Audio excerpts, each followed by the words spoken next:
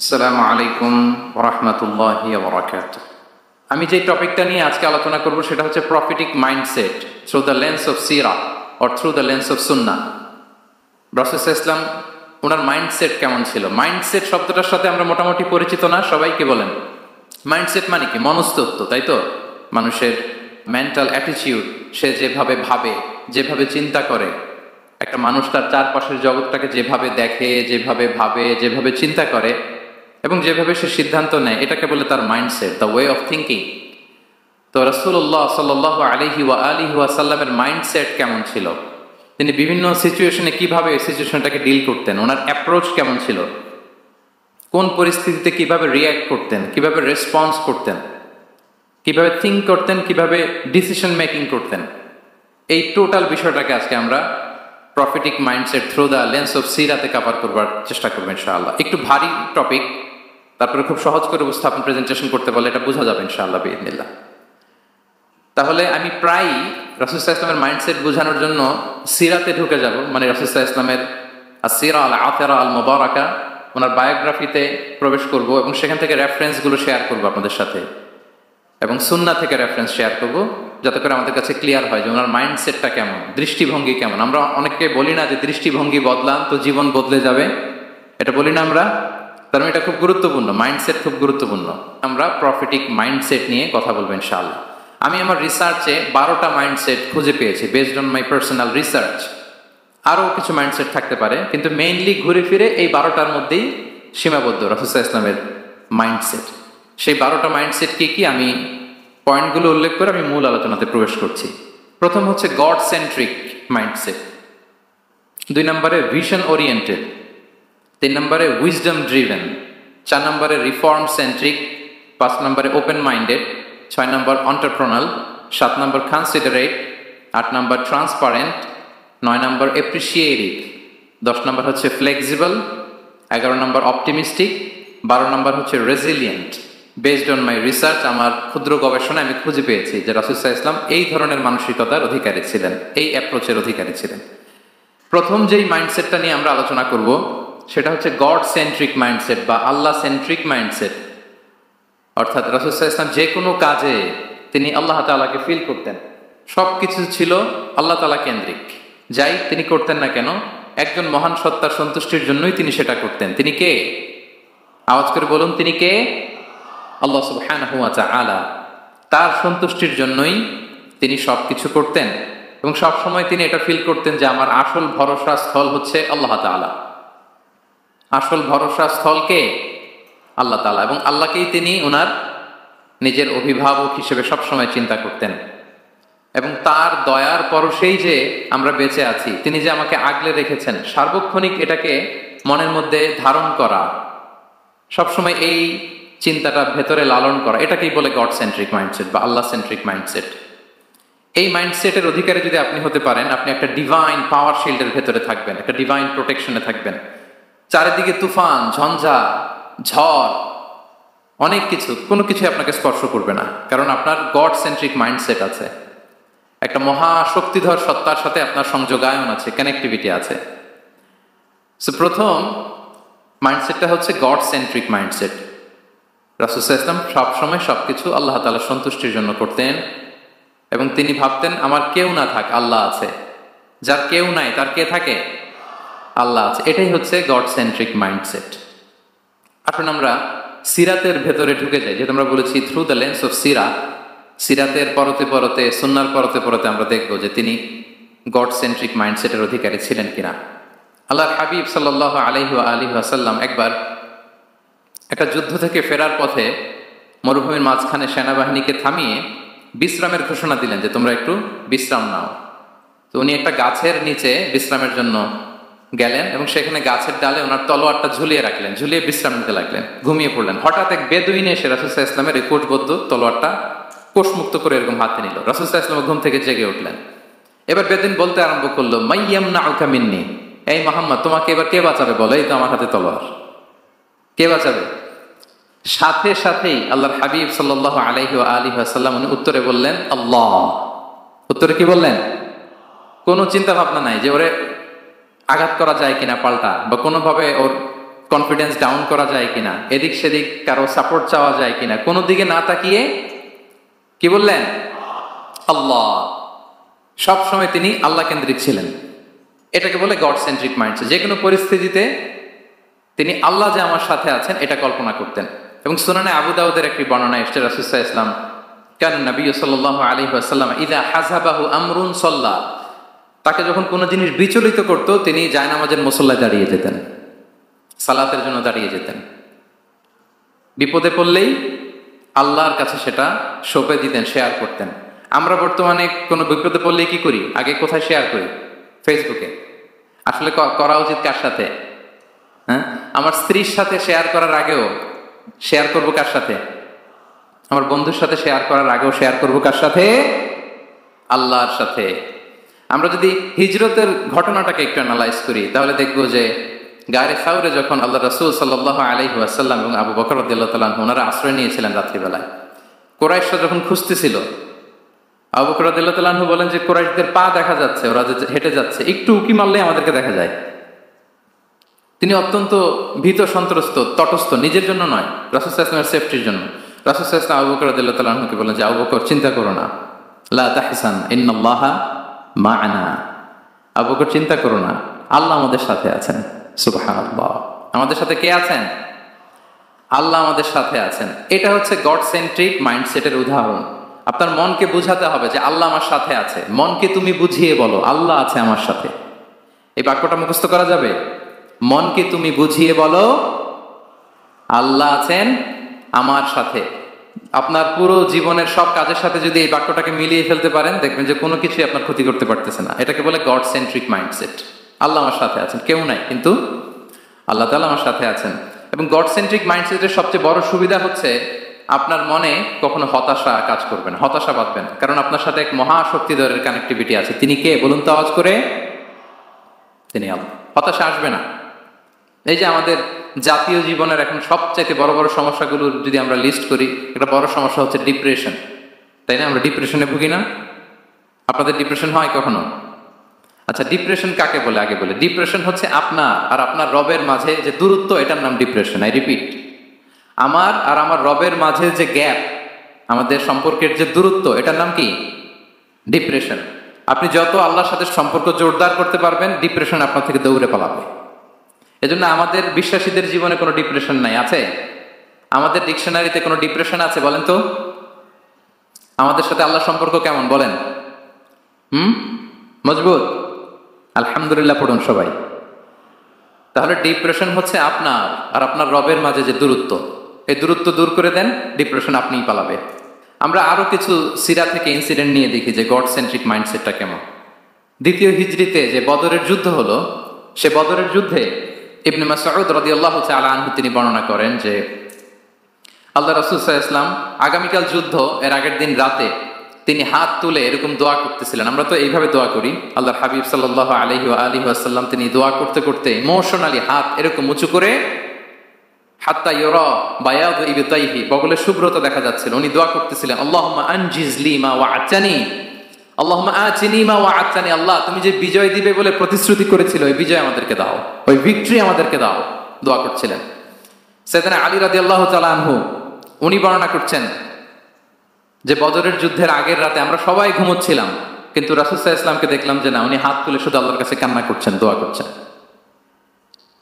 আবু বকর রাদিয়াল্লাহু তাআলা আনহু উনি বলেন যে আমি যে দেখলাম যে তিনি ফজর পর্যন্ত দোয়া চালিয়েই যাচ্ছিলেন, দোয়া চালিয়েই যাচ্ছিলেন, দোয়া কন্টিনিউ করছিলেন তিনি। এবং দোয়া করতে করতে রাসূল সাল্লাল্লাহু আলাইহি ওয়াসাল্লাম এতটাই ইমোশনাল হয়ে গেলেন যে ওনার গায়ের চাদরটা নিচে পড়ে গেল। আবু বকর রাদিয়াল্লাহু তাআলা আনহু যে বলেন ইয়া নবী আল্লাহ কাফাকা মুনাশাদাতুকা রাব্বাক ফাইন্নাহু সাইয়ুনজিজু লাকা মা ওয়া'দাক। হে নবী, যথেষ্ট, এনাফ ইজ এনাফ, অনেক হয়েছে নবী, আর কাঁদতে হবে না, আপনার রব আপনাকে ভিক্টরি বা বিজয় দান করবে ইনশাআল্লাহ। তাহলে দেখেন, যুদ্ধের আগের রাতে সেনাপ্রধান কি করে? এই কৌশল ওই কৌশল, কোন দিক দিয়ে অ্যাটাক করা যাবে, ওয়ার স্ট্র্যাটেজি ঠিক করে, তার সাথে যারা আছে তাদের সাথে পরামর্শ করে। কিন্তু রাসূল সাল্লাল্লাহু আলাইহি ওয়াসাল্লাম সব কিছু সেট করে দিয়ে কার সাথে কানেক্টিভিটি করেছেন বলুন তো? আল্লাহর সাথে। This is called God centric mindset, Allah centric mindset. আমার হৃদয়টা সবসময় কার সাথে জুড়ে থাকবে? আল্লাহর সাথে। কারণ উনি ছাড়া আমার কোনো ঠিকানাই নেই। তাহলে এই মেন্টালিটি যদি আমরা ধারণ করতে পারি, এটাকে বলে গড সেন্ট্রিক মাইন্ডসেট। তাহলে রাসূলুল্লাহ সাল্লাল্লাহু আলাইহি ওয়া আলিহি ওয়াসাল্লামের যে 12টা মাইন্ডসেটের কথা আমরা বলেছি, তার প্রথমটা হচ্ছে গড সেন্ট্রিক। আল্লাহ তাআলা আমাদেরকে গড সেন্ট্রিক মাইন্ডসেট দান করুক। আমরা যে কোনো পরিস্থিতিতে যেভাবেই থাকি না কেন, আমরা বিপদে আপদে সবসময় ভরসা রাখবো কার উপর? এটাই হচ্ছে গড সেন্ট্রিক বা আল্লাহ সেন্ট্রিক মাইন্ডসেট। আচ্ছা, 2 নাম্বার মাইন্ডসেট হচ্ছে vision oriented mindset. Vision oriented mindset মানে হচ্ছে যার মধ্যে দূরদর্শিতা আছে, ফার সাইটেডনেস আছে, who can anticipate the future, যে ভবিষ্যৎ আগাম অনুমান করে ফেলতে পারে, সামনের পরিস্থিতিকে আগাম অনুমান করতে পারার যে যোগ্যতা বা দীর্ঘমেয়াদী চিন্তা করতে পারার যে ক্যাপাসিটি, এটাকে বলে ভিশন ওরিয়েন্টেড মাইন্ডসেট। এটা আল্লাহ রাসূল সাল্লাল্লাহু আলাইহি ওয়া আলিহি ওয়াসাল্লামকে আল্লাহ তাআলা দান করেছেন। উনি ভবিষ্যৎকে আগাম বুঝতে পারতেন, আগাম অনুমান করতে পারতেন, এবং সে অনুযায়ী তিনি স্ট্র্যাটেজি, প্ল্যান, পরিকল্পনা এটা তিনি সাজাতে পারতেন। এটাকে বলে ভিশন ওরিয়েন্টেড মাইন্ডসেট। এবার আসুন আমরা সিরাতের কিছু ইনসিডেন্টকে সামনে নিয়ে আসি যে তিনি কিরকম ভিশন ওরিয়েন্টেড মাইন্ডসেটের অধিকারী ছিলেন। আমরা সবাই হুদাইবিয়ার ঘটনা জানি না? কত হিজরিতে ঘটেছিল বলুন তো সবাই? 6ষ্ঠ হিজরিতে। লাকাদ সাদাকাল্লাহু রাসূলাহুর রুইয়া বিল হক লাতাদখুলুন্নাল মাসজিদাল হারামা ইনশাআল্লাহু আমিনিন। রাসূল সাল্লাল্লাহু আলাইহি ওয়াসাল্লাম 6ষ্ঠ হিজরিতে মদিনায় স্বপ্নে দেখলেন যে তিনি উমরা করতে যাচ্ছেন। তো নবীদের স্বপ্ন এটা কেবল স্বপ্ন নয়, এটা আল্লাহর পক্ষ থেকে ওয়াহি, রেভেলেশন। তো সেই হিসেবে তিনি 1400 সাহাবা নিয়ে উমরা করতে চলে গেলেন মক্কায়, কিন্তু মক্কাবাসী ঢুকতে দিল না, থামিয়ে দেয়া হলো। তো তখন একটা চুক্তি হয়েছিল, ওই চুক্তিতে বলা হলো, রাসূল সাল্লাল্লাহু আলাইহি ওয়াসাল্লাম লিখতে বললেন যে লিখো মিন মুহাম্মদ রাসূলিল্লাহ, আল্লাহ রাসূল মুহাম্মদের পক্ষ থেকে কুরাইশদের সাথে এই চুক্তি। কুরাইশরা আপত্তি করলো যে না, শুধু মুহাম্মদ লেখা যাবে, রাসূলুল্লাহ লেখা যাবে না, কারণ তুমি যে রাসূলুল্লাহ, আল্লাহর রাসূল, এটা যদি আমরা মেনে নেই তাহলে তোমার সাথে আর আমাদের দ্বন্দ্ব কিসের, আমরা তো ভাই ভাই হয়ে গেলাম, রাসূলুল্লাহ কাটো।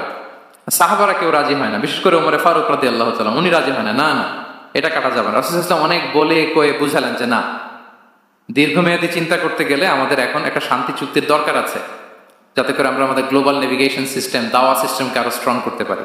অনেক বলে কয়ে রাসূলুল্লাহ কাটা হলো। এরপর তারা বলে চুক্তিতে লিখো যে এই বছর উমরা করতে দেয়া হবে না, এই বছর ফিরে যাবেন আপনারা সবাই। এটাও সাহাবারা রাজি হয় না, আল্লাহ রাসূল সাল্লাল্লাহু আলাইহি ওয়াসাল্লাম রাজি হলেন। আবার আরেকটা ক্লোজে লেখা হলো যে আগামী বছর আসলেও 3 দিনের বেশি থাকা যাবে না, সেটাও রাজি হয়ে গেল রাসূল সাল্লাল্লাহু আলাইহি ওয়াসাল্লাম। সাহাবারা রাজি হচ্ছেন না। এরপর মক্কা থেকে কোনো লোক মদিনায় গেলে মদিনাবাসী তাকে রাখতে পারবে না, ফেরত দিতে হবে। কিন্তু মদিনা থেকে কোনো লোক মক্কায় আসলে মক্কাবাসী তাকে ফেরত দিতে বাধ্য থাকবে না। দেখেন, একটার পর একটা মুসলমানদের বিরুদ্ধে সব ক্লোজ যাচ্ছে, কোনো সাহাবীরাই রাজি হচ্ছেন না। কিন্তু আল্লাহ রাসূল সাল্লাল্লাহু আলাইহি ওয়া আলিহি ওয়াসাল্লাম তিনি বললেন যে না, লিখো লিখো। উমর ফারুক রাদিয়াল্লাহু তাআলা আনহু এতটাই রাগান্বিত হলেন, তিনি প্রশ্ন করলেন, ইয়া রাসূলুল্লাহ, আলাইসা আনতা নাবিয়্যুন হক, আপনি এই যে কম্প্রোমাইজের পর কম্প্রোমাইজ করে যাচ্ছেন, আপনি কি সত্য নবী নন, সত্য রাসূল নন? আলাসনা আলা দীনিন হক, আমরা কি সত্যের উপর প্রতিষ্ঠিত নই? আলাইসাল কুরআনু কিতাবুন হক, তো সব যদি সত্য হয় আপনি কেন এগুলো মানছেন? রাসূল সাল্লাল্লাহু আলাইহি ওয়াসাল্লাম বললেন যে ওমর, তুমি বাদ সেদো না, মেনে নাও। মেনে নিলেন, এবং এই মেনে নেওয়াটাকে আল্লাহ ভিক্টরি বলে ঘোষণা দিলেন, বিজয় বলে। আল্লাহু আকবার। ইন্না ফাতাহনা লাকা ফাতহাম মুবিনা। এবং হুদাইবিয়ার এই সন্ধি থেকেই বেসিকলি মক্কা বিজয় ওইদিকে ত্বরান্বিত হয়েছে গতি প্রবাহটা। কারণ রাসূল সাল্লাল্লাহু আলাইহি ওয়াসাল্লাম অনেক দূর দেখেছেন, সাহাবারাই সামনের কিছু বিষয়ে তারা খেয়াল করছেন, কিন্তু রাসূলুল্লাহ সাল্লাল্লাহু আলাইহি ওয়াসাল্লাম তিনি অনেক দূর দেখতে পাচ্ছেন। আচ্ছা বলেন, 3 তলার উপর থেকে একজন একটা ভিউ দেখতে পায়, আর 30 তলা উপর থেকে আরেকজন একটা কন্ডোমিনিয়ামের উপর থেকে একটা পানোরামিক ভিউ দেখতে পায়, দুইজনের ভিউ দেখা কি একরকম হয়? বলেন, একরকম হবে? কখনোই হবে না। তাহলে 30 তলার উপর থেকে যিনি দেখবে তিনি একটা পানোরামিক ভিউ দেখবে, দ্য টোটাল সিনারিও তার কাছে ক্রিস্টাল ক্লিয়ার হবে, যেটা সাহাবা রিদওয়ানুল্লাহি তাআলা আলাইহিম আজমাইন ওনাদের কাছে ক্লিয়ার ছিল না। এবং ঠিকই এই যে এটাতে বেশি দিন স্থায়ীও হয়নি, 6ষ্ঠ হিজরি থেকে 8ম হিজরি, মাত্র 3 বছরের ব্যবধানে রাসূল সাল্লাল্লাহু আলাইহি ওয়াসাল্লাম যত রিজিয়নাল সুপার পাওয়ার ছিল, ওয়ার্ল্ড সুপার পাওয়ার ছিল, পার্সিয়ান এম্পায়ার, তারপর Roman empire, Byzantine empire, Egyptian empire, সব এম্পায়ারদের কাছে চিঠি পাঠিয়েছেন, সালামুন আলা মান ইত্তাবা আল হুদা আসলিম তাসলাম। এবং ইসলামের এক্সপান্ড হয়েছে, ওনার গ্লোবাল নেভিগেশন সিস্টেম উনি চালু করেছেন। এর কারণ কি? উনি ছিলেন ভিশন ওরিয়েন্টেড মাইন্ডসেটের অধিকারী, দূরদর্শী, অনেক দূর দেখতে পেতেন, অনেক দূর তিনি দেখতে পেতেন, দীর্ঘমেয়াদী তিনি পরিকল্পনা করতে পারতেন। এটা হচ্ছে ভিশন ওরিয়েন্টেড মাইন্ডসেট যারা হয় তাদের ক্যারেক্টারিস্টিক্স বা ফিচার। আরো একটা উদাহরণ দেই, আপনারা কি বলতে পারেন আবিসিনিয়াতে নবুয়তি কত সালে সাহাবারা হিজরতে গিয়েছিল? বলতে পারবেন কেউ? হ্যাঁ, নবুয়তি কত সালে? পঞ্চম সালে। হ্যাঁ, নবুয়তি পঞ্চম বছর ওনারা আবিসিনিয়াতে, বর্তমানে যেটা ইথিওপিয়া বা ইরিত্রিয়া, সেখানে সাহাবারা হিজরতে গিয়েছিলেন। এবং আবিসিনিয়াতে এই যে হিজরতে গেল, তারা সবাই মিলে ফিরে এসেছিল মদিনায় কবে? এটা কি কেউ জানেন? আল্লাহ আকবার, মাশাআল্লাহ মাশাআল্লাহ। বসুন। খায়বার বিজয়ের দিন এসেছিলেন। আবিসিনিয়াতে যারা হিজরতে গিয়েছিলেন তারা মদিনায় ব্যাগ এন্ড ব্যাগেজ সবকিছু নিয়ে খায়বার বিজয়ের সময়, মানে সপ্তম হিজরিতে এসেছিলেন। তো রাসূল সাল্লাল্লাহু আলাইহি ওয়াসাল্লাম যখন মক্কা থেকে মদিনায় হিজরত করলেন, সব সাহাবারা মদিনায় চলে আসছেন। মদিনায় এখন একটা ইসলামিক সোসাইটি, ইসলামিক স্টেট। বদরের যুদ্ধে মুসলমানদের বিজয়, খন্দকি বিজয়, খন্দক তো পঞ্চমে। তারপরে ওনারা কেন আসে না বলেন তো? আসেনি। সপ্তম হিজরিতে এসেছেন। জাফর রাদিয়াল্লাহু তাআলা আনহুর নেতৃত্বে, সাইয়েদনা আলী রাদিয়াল্লাহু তাআলা আনহুর আপন ভাই, বড় ভাই, ওনার নেতৃত্বে যখন সপ্তম হিজরিতে ওখানে যাওয়ার 15 বছর পর যখন তারা সবাই ফিরলেন, রাসূল সাল্লাল্লাহু আলাইহি ওয়াসাল্লাম এত খুশি হলেন, তিনি বললেন, মা আদরি বিআইয়িহিমা আনা আফরাহ বিফাতহি খাইবার আও বিকুদুমি জাফর। আমি কোনটাতে বেশি খুশি আজকে আমি জানি না, খায়বার বিজয়ে বেশি খুশি না আমার ভাই জাফরকে পেয়ে বেশি খুশি। আল্লাহু আকবার, এত খুশি হয়েছিলেন। তো এখন এমনি তো মনে প্রশ্ন জাগে যে রাসূল সাল্লাল্লাহু আলাইহি ওয়াসাল্লাম যখন মদিনায় চলে আসলেন, কোরআনের আয়াতগুলো নাজিল হয়, সালাত ফরজ হলো, যাকাত আসলো, সব হলো, একটার পর একটা হচ্ছে, ইসলামিক স্টেট, তো ওনারাই কেন আবিসিনিয়াতে পড়ে আছেন? প্রশ্ন জাগে না? ওই সময় একটা ক্রাইসিস মোমেন্ট ছিল, তখন ওনারা গিয়েছিল আবিসিনিয়াতে, কিন্তু আসে না কেন? ওনারা এসেছেন সপ্তম হিজরিতে। এর কারণ আবিসিনিয়ায় কিছু মুসলিমদেরকে রেখে দেওয়া, এটা রাসূলুল্লাহ সাল্লাল্লাহু আলাইহি ওয়াসাল্লামের প্ল্যান বি ছিল। কি ছিল? Plan B. রাসূল সাল্লাল্লাহু আলাইহি ওয়াসাল্লাম অপেক্ষা করছিলেন যে মদিনাকে প্রথমে ইন্টারনাল যত থ্রেট আছে এগুলো থেকে মুক্ত করতে হবে, এরপরে মদিনাকে যত এক্সটার্নাল থ্রেট আছে এগুলো থেকে মুক্ত করতে হবে। সব যখন মুক্ত করে উনি দেখলেন যে না, মদিনা সেফ জোন, এখন আর আলাদা একটা বেজ, একটা এক্সট্রা সেফ জোন বা এডিশনাল বেজ আমার কোথাও দরকার নাই, তখনই তিনি লোক পাঠালেন যে যাও, জাফরের নেতৃত্বে আবিসিনিয়ায় যারা হিজরত করেছে তারা সবাই মদিনায় চলে আসে। সুবহানাল্লাহ বিহামদি। তাহলে একটা প্ল্যানে কাজ করতেন না। আমরা তো এরকম করি, একটাই প্ল্যান। প্ল্যান কয়টা? এটা যদি ওয়ার্ক না করে শেষ, আমও নাই, সালাও নাই। কিন্তু রাসূলুল্লাহ সাল্লাল্লাহু আলাইহি ওয়া আলিহি ওয়াসাল্লামের প্ল্যান এ ছিল, প্ল্যান বি ছিল, প্ল্যান সি ছিল। প্ল্যান এ ওয়ার্ক না করলে প্ল্যান বি তে যেতেন, বি ওয়ার্ক না করলে সি তে যেতেন, এইভাবে তিনি কাজ করতেন। তাহলে এটা হচ্ছে বেসিকলি ভিশন ওরিয়েন্টেড মাইন্ডসেটের অধিকারী যারা, তারা এটা করে, যারা ফিউচারকে অ্যান্টিসিপেট করতে পারে, আগাম অনুভব করতে পারে যে কি হতে পারে সামনে। এই যে বাংলাদেশের বিভিন্ন প্ল্যান পরিকল্পনায় আমরা দেখা যায় যে এখান দিয়ে একটা ব্রিজ করে পরে ভাঙতে হয়, রাস্তা একটা তৈরির পরে ভাঙতে হয়, কোথায় এক টানেল হয়ে আছে প্রতি মাসে মাসে এখন লস হয়, তারপর 1 ঘন্টা বৃষ্টি হলে পুরো ঢাকা শহর এটা বন্যা হয়ে যায়। এগুলো হচ্ছে একাধিক প্ল্যান না থাকা, ভিশনারি অ্যাটিটিউডের অধিকারী না হওয়ার কারণে এই ঝামেলাগুলো আমাদের হচ্ছে। তো প্রফিটিক সিরার এই প্রফিটিক মাইন্ডসেট থেকে আমাদের নেয়ার বিষয় হচ্ছে এটা, যে আমাদেরকে ভিশনারি অ্যাটিটিউডের হতে হবে। রাসূল সাল্লাল্লাহু আলাইহি ওয়াসাল্লাম ভিশন ওরিয়েন্টেড মেন্টালিটির ছিলেন। আগাম আজ থেকে 50 বছর পরে বাংলাদেশে কি ক্রাইসিস হতে পারে, আজ থেকে ঠিক 100 বছর পরে বাংলাদেশে কি হতে পারে, ওই রোডম্যাপকে সামনে রেখে আমাদেরকে প্ল্যান করতে হবে। এটাকে বলে ভিশন ওরিয়েন্টেড মাইন্ডসেটের অধিকারী হওয়া। 3 নাম্বার হচ্ছে উইজডম ড্রিভেন মাইন্ডসেট। উইজডম মানে হচ্ছে প্রজ্ঞা। প্রজ্ঞা কি? জ্ঞান আর কমন সেন্স দুইটা একসাথে হইলে ওটারে প্রজ্ঞা বলে। When the knowledge and common sense join together, it reflects as wisdom. আপনার জ্ঞান এবং আপনার কমন সেন্স একসাথে হইলে ওইটা উইজডম হয়ে যায়। রাসূল সাল্লাল্লাহু আলাইহি ওয়াসাল্লাম ছিলেন প্রজ্ঞায় সমৃদ্ধ এক মননের অধিকারী। ওনার সব কিছুতেই প্রজ্ঞা ছিল। উইজডম ইন গিভিং অ্যাডভাইস, উপদেশ দেওয়ার সময় ছিল। উইজডম ইন পলিসি মেকিং এর সময় সেখানে প্রজ্ঞা ছিল। Wisdom in action strategic plan, কোনো স্ট্র্যাটেজিক প্ল্যানের ক্ষেত্রে প্রজ্ঞা ছিল। রাসূল সাল্লাল্লাহু আলাইহি ওয়াসাল্লাম একই প্রশ্নের উত্তর এক একজনকে এক একভাবে দিতেন। অনেক সাহাবারা জিজ্ঞেস করতেন যে রাসূলুল্লাহ একই প্রশ্ন, একে বললেন এইটা, ওরে বললেন ওইটা, ওরে বললেন আরেকটা, এটা কেন?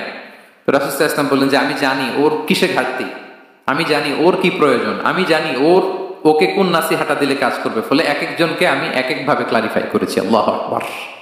This is called wisdom. আচ্ছা, উইজডম, রাসূল সাল্লাল্লাহু আলাইহি ওয়াসাল্লাম যে উইজডম ড্রিভেন মাইন্ডসেটের অধিকারী ছিলেন, এটার কয়েকটা এক্সাম্পল আমরা সিরাত থেকে দেখি। মক্কা বিজয় হয়েছে কত হিজরিতে? 8ম। অষ্টম হিজরিতে যখন মক্কা বিজয় হলো, তখন রাসূল সাল্লাল্লাহু আলাইহি ওয়াসাল্লাম আম্মাজান আয়েশার সাথে গল্প করছিলেন আর বলছিলেন, আয়েশা, লাউলা হাদাসাতু আহদি কওমিকা বিল কুফরি লানাকাতুল কাবাতা ওয়ালা জাআলতুহা আলা আসাসি ইব্রাহিম। আয়েশা, তোমার এই মক্কাবাসী, তোমার এলাকার লোকজন যদি একটা কেওস সৃষ্টি না করতো, তাহলে কাবার যে আসল শেপ, আমি ওই আসল শেপে এটাকে ফেরত নিতাম, কিন্তু নিতে গেলে এখন একটা ঝামেলা বাঁধবে, এজন্য নিব না। ব্যাপারটা হচ্ছে, আমরা এখন যে কাবাটাকে দেখি এটা হচ্ছে স্কয়ার আকৃতির। স্কয়ার মানে কি? বর্গাকৃতি, তাই তো? বর্তমান কাবা কোন আকৃতির বলেন তো? একটা বড় কিউবের সাইজ না? দূর থেকে দেখলে মনে হয় একটা বড় কিউবের সাইজ, কিউবের আকৃতি মানে স্কয়ার, চতুর্ভুজ। কিন্তু সাইয়েদনা ইব্রাহিম আলাইহিস সালাম যে কাবা নির্মাণ করেছিলেন, এটা কিন্তু এরকম কিউব ছিল না, ওটা ছিল রেক্ট্যাঙ্গেল। রেক্ট্যাঙ্গেল ছিল, মানে আয়তাকৃতির ছিল, এরকম লম্বা। এই যে এই টেবিলটা যেরকম, টেবিলের যে শেপ এরকম ছিল, এরকম লম্বা কাবাঘর ছিল আয়তাকৃতির। কিন্তু এখন এটা কমে স্কয়ার আকৃতির হয়ে গেছে। এর কারণটা কি? কাবা একবার ওখানে অগ্নিকাণ্ড ঘটার কারণে ধ্বংস হয়েছিল, ফলে কাবাকে আবার রিনোভেশন করা লেগেছিল, পুনর্নির্মাণ। তো কুরাইশরা সিদ্ধান্ত নিয়েছিল, কাবা পুনর্নির্মাণে আমরা কোনো হারাম টাকা ইউজ করব না, যার কাছে যত হালাল টাকা আছে নিয়ে আসা হলো। কিন্তু হালাল টাকা যতটুকু জমা হয়েছে, এটা দিয়ে পুরো কাবা নির্মাণ হয় না, অর্ধেক হয়। ফলে কাবা যে আয়তাকৃতির ছিল সেটা না হয়ে গেছে কি বলেন? বর্গাকৃতির, মানে স্কয়ার। ওই স্কয়ার কাবাই আজ পর্যন্ত রয়ে গেছে। কিন্তু ওই যে আয়তক্ষেত্রের যে শেপের মধ্যে যতটুকু জায়গা বাকি ছিল, ওইখানে দেখবেন একটা ক্রিসেন্টের মতো আছে, হেজরে ইসমাইল, হাতিমে কাবা বলে।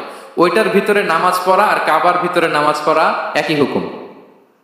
ওইটার ভিতরে নামাজ পড়া আর কাবার ভিতরে নামাজ পড়া কি একই হুকুম। ফলে ওই হাতিমের ভেতরে ফরজ সালাত আদায় হয় না, নফল সুন্নাত পড়া যায়। এমনকি কাবার ভেতরেও ফরজ সালাত আদায় করলে আদায় হবে না, কারণ নামাজের ফরজের মধ্যে একটা ফরজ হচ্ছে ইলা জিহাতিল কাবা, টু দ্য ডাইরেকশন অফ কেবলা। আপনার কেবলা মুখী হইতে হবে না। আপনি তো কাবার ভিতরে ঢুকে গেছেন, এখন কাবা কোন দিকে? কাবা তো নাই, বের হইতে হবে। বের হয়ে কাবা মুখী হলে সালাত হবে। I think you got the point. তো তাহলে রাসূল সাল্লাল্লাহু আলাইহি ওয়াসাল্লামের উইজডম বা প্রজ্ঞাটা এখানে দেখেন। আম্মাজান আয়েশা রাদিয়াল্লাহু তাআলা আনহাকে উনি বললেন যে, আয়েশা, মক্কা তো বিজয় হলো, মক্কার কন্ট্রোল তো এখন আমার হাতে। চাইলে আমি কাবাকে ভেঙে সেই ইব্রাহিম আলাইহিস সালামের যে বেইজ এরকম লম্বা করে শেপ দিতে পারি, কিন্তু দিব না। কেননা দিলে মক্কা একটা ক্যাওস হতে পারে। কি হতে পারে? কারণ তারা একেবারে ভেরি রিসেন্ট মুসলমান হয়েছে, তারা না বুঝেই বলবে যে সেই আদি কাবা, মোহাম্মদ এই কাবার অপমান করেছে, কাবাকে ভুলুণ্ঠিত করেছে, সম্মানকে নষ্ট করেছে, এরকম একটা কোশ্চেন রাইজ করতে পারে। এই জন্য আমি করলাম না। সুবহানাল্লাহ। This is called wisdom. এটাকে কি বলে? প্রজ্ঞা। এটাকে প্রজ্ঞা বলে। তাহলে আপনার জ্ঞান এবং আপনার কমন সেন্স দুইটা যখন কানেক্ট করে, তখন সেটা প্রজ্ঞা হয়। প্রজ্ঞার আরেকটা উদাহরণ যদি দেই সিরাত থেকে, রাসূল সাল্লাল্লাহু আলাইহি ওয়াসাল্লামের যে কনফ্লিক্ট রিজলভিং ক্যাপাসিটি ছিল, যখন কাবাকে পুনর্নির্মাণ করা হচ্ছে, তখন হাজরে আসওয়াদকে বের করা লেগেছিল, এবং রিনোভেশন শেষে আবার হাজরে আসওয়াদকে তার জায়গা মতো, মানে ব্ল্যাক স্টোন, যেটাতে চুমু দিলে মানুষের গুনাহ মাফ হয়ে যায়, হাজরে আসওয়াদ, চিনতে পেরেছেন না?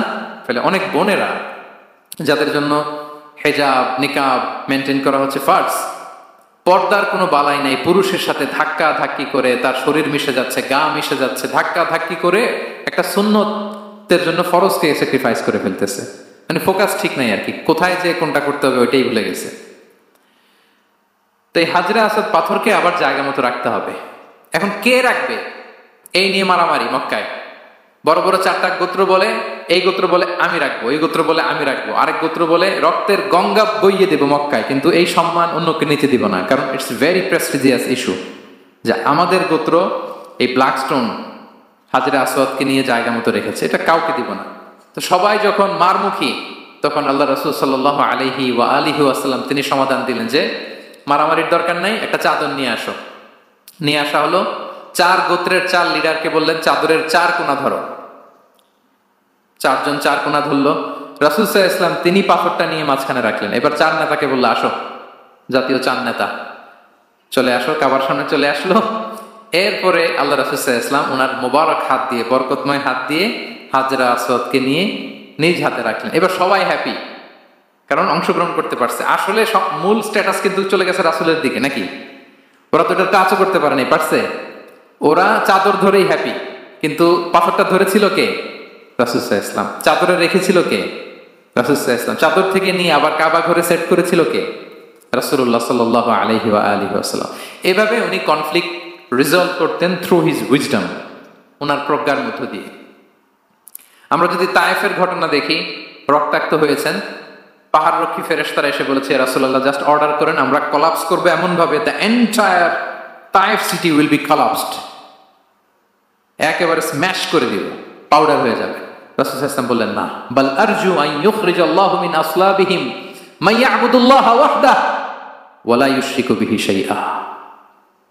তিনি বললেন না, ওদেরকে ধ্বংস করে দিও না, ওদেরকে ধ্বংস করলে লা ইলাহা পড়বে কে? সুবহানাল্লাহ।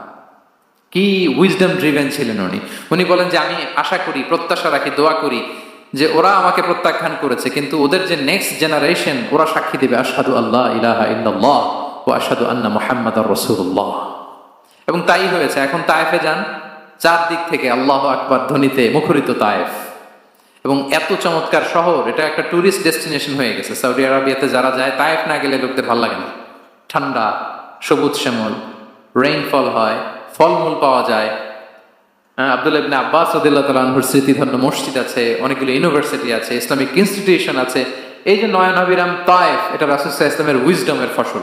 ওই দিন যদি রাগের চোটে বলতো যে হ্যাঁ দাও, স্ম্যাশ করে দাও, তাইলে এই যে যারা শাহাদা পড়েছে, নও মুসলিম হয়েছে, এটা কিন্তু হতো না। তাহলে এটা হচ্ছে রাসূল সাল্লাল্লাহু আলাইহি ওয়াসাল্লামের প্রজ্ঞার একটা উদাহরণ। আর একটা উদাহরণে যাই।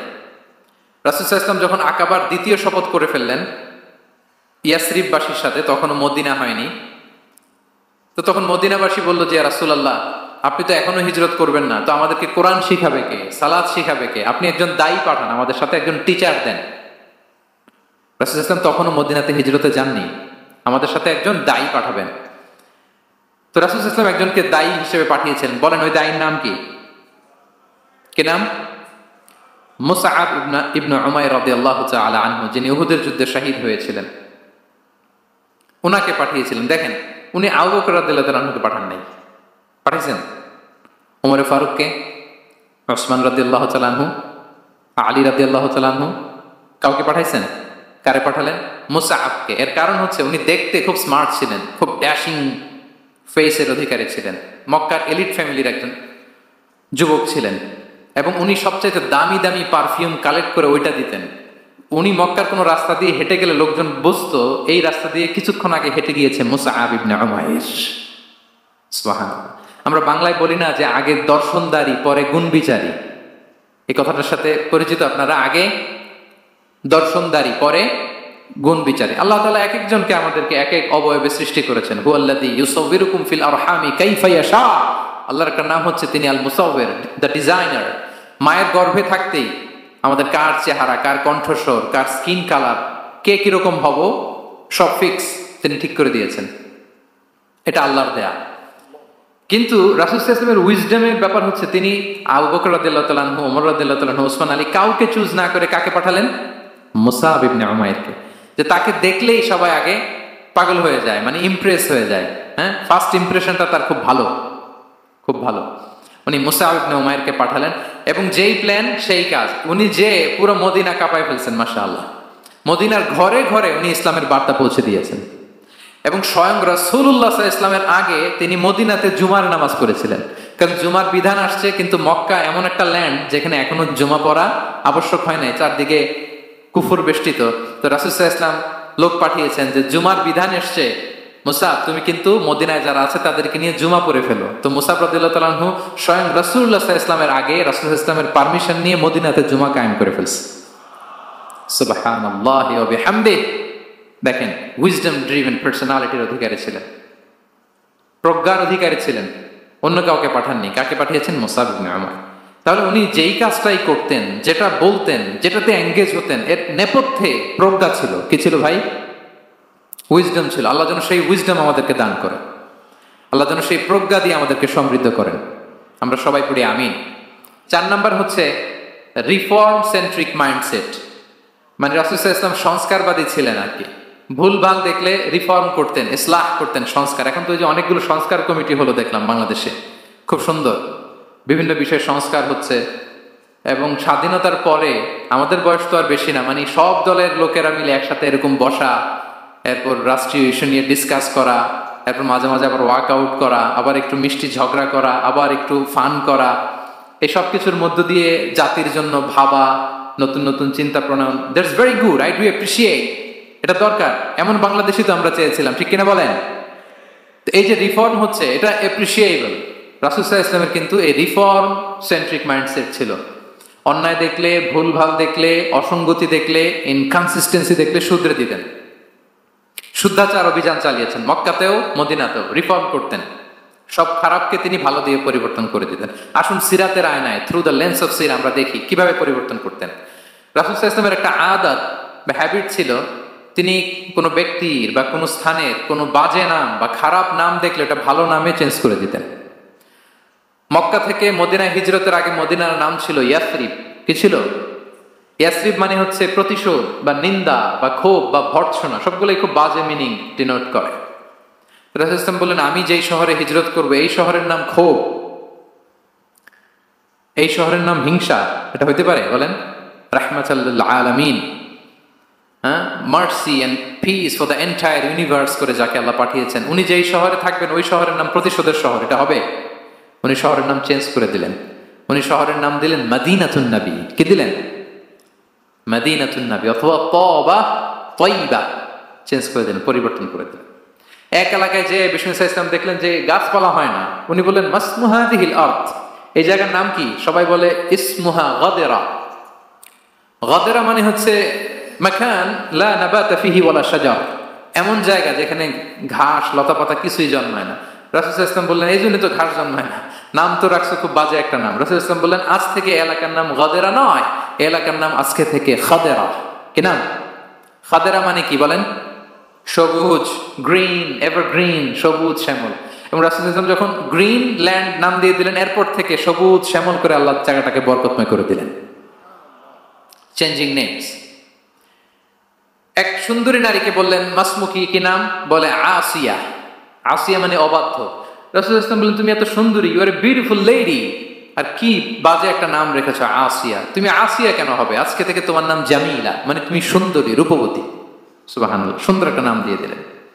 এক সাহাবীর নাম ছিল হাজান। হাজান মানে রাফ এন্ড টাফ, রুক্ষ। রাসূল সাল্লাল্লাহু আলাইহি ওয়াসাল্লাম বললেন, না, হাজান না, তোমার নাম আজকে থেকে সাহাল। কি নাম? সাহাল। সাহাল মানে সহজ। উনি বলেন, যেদিন থেকে সাহাল রাখছি এর আগ পর্যন্ত নাকি ওনার অসুস্থতা, রোগ বালাই একটার পর একটা লেগেই থাকতো। যেদিন থেকে সাহাল, ওই দিন থেকে উনি বলেন যে আল্লাহ তাআলা নবীর এই নাম চেঞ্জ করে দেওয়ার বারাকায় আমার পুরো জীবনের সব কাজকে আল্লাহ তাআলা সহজ করে দিয়েছে। তাহলে রিফর্ম সেন্ট্রিক মাইন্ডসেট, আমরাও খারাপ কিছু দেখলে ভালো দিয়ে পরিবর্তন করব। কি বলেন? আচ্ছা, এটা তো নাম চেঞ্জ করে দেয়া। এবার সোশ্যাল রিফর্ম তিনি কি কি করেছেন আমরা একটু দেখি। তিনি যখন যুবক, মক্কায় এক ইয়ামানি লোক ব্যবসা করতে এসে তার প্রোডাক্ট বিক্রি করার পরে, আস ইবনে ওয়াইল নামে এক লোকের কাছে বিক্রি করার পরে যখন দাম চাইতে গেল, আস বলে, আরে বেটা, আমরা মক্কার সন্তান, আমরা দাম দিব না। তো সে ভাবলো হয়তো আমার সাথে ঠাট্টা করেছে, হজের মৌসুম যাক, বেচাকেনা শেষ করে যাওয়ার পথে দামটা নিয়ে যাব। সে ফেরার দিন আবার গেল যে আমার তো জিনিসের দামটা আপনি দিলেন না। সে বলে, আমরা এই ভূখণ্ডের মালিক, আমরা দাম দেই না। এটা তো বড় জুলুম। সে কান্নাকাটি শুরু করলো। তার এই কান্নাকাটি দেখে আল্লাহ রাসূল সাল্লাল্লাহু আলাইহি ওয়াসাল্লাম ওনার চাচা জুবাইর ইবনে আব্দুল মুত্তালিব সহ ইয়াং স্টার যারা আছে, দ্য ইয়ুথ অফ মক্কা, তাদের সবাইকে নিয়ে একটা সোসাইটি করলেন। এই যে আমরা হালাফুল ফুদুলের নাম শুনি না, যেটা বাংলা আমরা কি বলি? হিলফুল ফুজুল। এই নামে তো অনেক সংগঠন আছে বাংলাদেশে। কি বলেন? যুবকরা কোনো সংগঠন করলে কমনলি এই নামটা পছন্দ করে, হিলফুল ফুজুল। আসলে এটার মূল নাম ছিল হালাফুল মুত্তাইয়িবিন। তিব মানে হচ্ছে রং।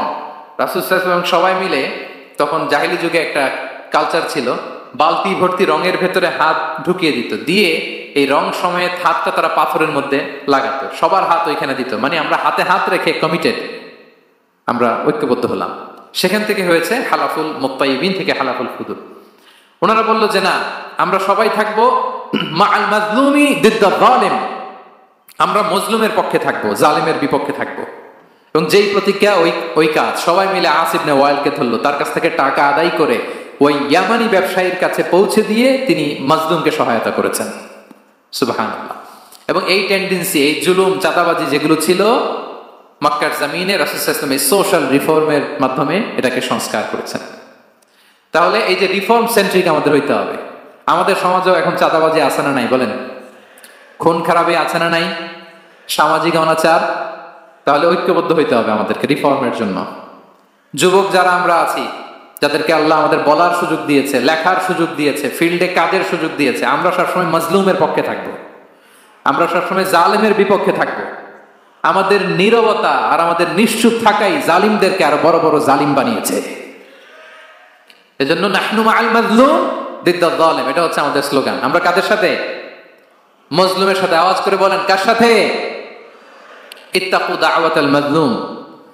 রাসূল সাল্লাল্লাহু আলাইহি ওয়াসাল্লাম বলেন, তোমরা মাজলুমের কান্নাকে ভয় করো, কেননা মাজলুমের কান্না আর আল্লাহর মাঝে কোনো ফারাক থাকে না, কোনো পর্দা থাকে না, বদদোয়া করলেই কবুল হয়ে যায়। তাহলে এভাবে রাসূলুল্লাহ সাল্লাল্লাহু আলাইহি ওয়া আলিহি ওয়াসাল্লাম তিনি সোশ্যাল রিফর্ম করেছেন। আমরা যদি ওনার পলিটিক্যাল রিফর্মের দিকে তাকাই, তাহলে দেখব যে আমরা যদি কনস্টিটিউশন অফ মদিনার কথা বলি, মদিনার কনস্টিটিউশন, এটা কিন্তু রাসূল সাল্লাল্লাহু আলাইহি ওয়াসাল্লাম করেছেন। মদিনা চার্টার, এত চমৎকার চার্টার পৃথিবী আর দেখেনি। ওইটা থেকেই এখন সব গোটা বিশ্বের সংবিধান। এই যে আমাদের সংবিধান সংস্কার কমিশন আছে না একটা, নিশ্চয়ই তারা ওইটা থেকে অনেক বেনিফিটেড হতে পারবেন। আমাদের যে মদিনা চার্টার রাসূল সাল্লাল্লাহু আলাইহি ওয়াসাল্লাম নিজে করা, এবং এটা একটা ইনক্লুসিভ চার্টার ছিল। মুসলিম, পেগানস, জুইশ, সব ধর্মের মানুষকে নিয়ে তিনি মদিনাতে ওয়ান উম্মাহ ঘোষণা দিয়েছিলেন। ওয়ান উম্মাহ, উই আর ওয়ান উম্মাহ। হোক তুমি পেগান মুশরিক, হোক তুমি জুইশ মানে ইহুদি, হোক তুমি মুসলিম, তুমি যেই ধর্মের হও না কেন, মদিনাকে রক্ষা করতে যে আমরা সবাই মিলে উম্মাহ ওয়াহিদা, আমরা সবাই মিলে কি উম্মাহ ওয়াহিদা। পৃথিবীর অনেক দেশ এই আইডিওলজিকে ধারণ করে হু হু করে এগিয়ে গিয়েছে। মালয়েশিয়াতে 3টা রেস, আমি তো প্রায় এক যুগ ওখানে, আমার 2টা ডিগ্রি ওখান থেকে, মাস্টার্স পিএইচডি। আমি কাছ থেকে তাদেরকে দেখার সুযোগ পেয়েছি।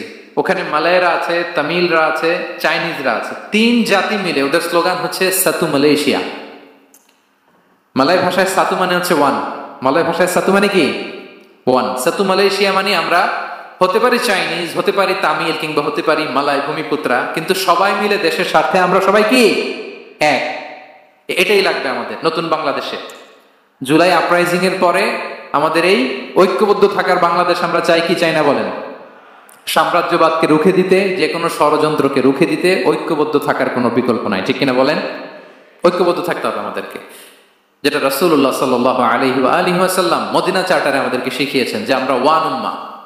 তাহলে খারাপ নাম দেখলে চেঞ্জ করতেন, পলিটিক্যাল রিফর্ম করেছেন ওয়ান উম্মাহ গঠনের মধ্য দিয়ে। ফিনান্সিয়াল রিফর্ম যদি বলি, শুধু financial reforms by prophet Muhammad peace be upon him, এটা নিয়ে লম্বা কথা বলা যেতে পারে। শুধু একটা উদাহরণ দিয়ে শেষ করি। বিদায় হজের ভাষণে উনি সুদকে চিরতরে কবরস্থ করেছেন, সুদকে চিরতরে কবরস্থ করেছেন, এবং এটা অন্যের জন্য না, নিজের ঘর দিয়ে শুরু করেছেন। উনি বলেছেন যে এই হানাহানি রক্তপাত এটা বন্ধ, আমার গোত্রের একটা এরকম রক্তের দাবি আছে, এটা আমি শেষ ঘোষণা করলাম। এরপর বললেন যে সুদ কবর দিলাম, অন্য জায়গা থেকে না, আমার পরিবার থেকে। রাসূল সাল্লাল্লাহু আলাইহি ওয়াসাল্লামের চাচা স্বয়ং আব্বাস রাদিয়াল্লাহু তাআলা আনহুর অনেক সুদের ট্রানজাকশন ছিল, ইন্টারেস্ট, সুদের ব্যবসা ছিল। রাসূল সাল্লাল্লাহু আলাইহি ওয়াসাল্লাম বলেন আজকে থেকে এই সুদ আমি চিরতরে মাটির নিচে কবর দিয়ে দিলাম। আল্লাহু আকবার। দেখেন সোশ্যাল রিফর্ম। তাহলে পরিবর্তন করতে হলে আগে নিজের ঘর থেকে, আগে কোত্থেকে, নাকি ওই ফ্যামিলি থেকে? হ্যাঁ, আমাদের মধ্যে যেটা হয়, আমরা ওয়াজ নসিহত বা ভালো কথা শুনলেই এটাকে ধরে নিই যে এটা ওর জন্য, ওর জন্য, মানে প্রত্যেকটা ওয়াজই যে আমার জন্য হইতে পারে, প্রত্যেকটা নসিহাতের যে প্রাইম অডিয়েন্স আমি হইতে পারি, এইটা আমাদের মাথায় কেন যেন আসে না। আমরা কোনো ভালো নসিহত শুনলে আমরা ভাবি এটা আসলে সমাজে দরকার, ওর দরকার, আমার ভাইয়ের দরকার, কিন্তু এটা যে আমার দরকার, প্রতিটা নসিহাতের প্রথম অডিয়েন্স হওয়া দরকার কে? আমি নিজে। তাহলে পরিবর্তন শুরু করতে হবে নিজ থেকে। ওর এই সমস্যা, ওর এই সমস্যা, ওর এটা, আরে মিয়া তোমার কি সমস্যা ওইটা বলো। শুধু ওর ওর না দেখে নিজেরটাও দেখতে হবে। দেখেন অন্যের দিকে এক আঙ্গুল দেখালে নিজের দিকে কয় আঙ্গুল যায় বলেন তো? এই যে নিজের দিকে কিন্তু 3টা। আমি যদি এরকম করি তা আমার দিকে আসে 3টা। এজন্য নিজ থেকে, নিজের ফ্যামিলি থেকে আমরা সংস্কার শুরু করব। কি বলেন? ওমর ফারুক রাদিয়াল্লাহু তাআলা আনহু যখন ফ্যামিলি মিটিং এ বসতেন, উনি ওনার সন্তানদেরকে বলতেন, শোনো, তোমরা খলিফাতুল মুসলিমিন, আমিরুল মুমিনিনের সন্তান, তোমাদের কোনো বাজে কাজ যদি সমাজে আসে, তোমাদের কোনো অন্যায় যদি আমার কানে আসে, অন্যের জন্য যা শাস্তি তোমাদের জন্য হবে ডবল শাস্তি। ওমর ফারুক সন্তানদেরকে বলতেন। তোমরা যদি কোনো ভুল করো, একটা যদি হদ কায়েম করা লাগে এমন অন্যায় যদি করো, একটা হচ্ছে আল্লাহর দেয়া হদ, আর একটা হবে আমি উমরের দেয়া হদ।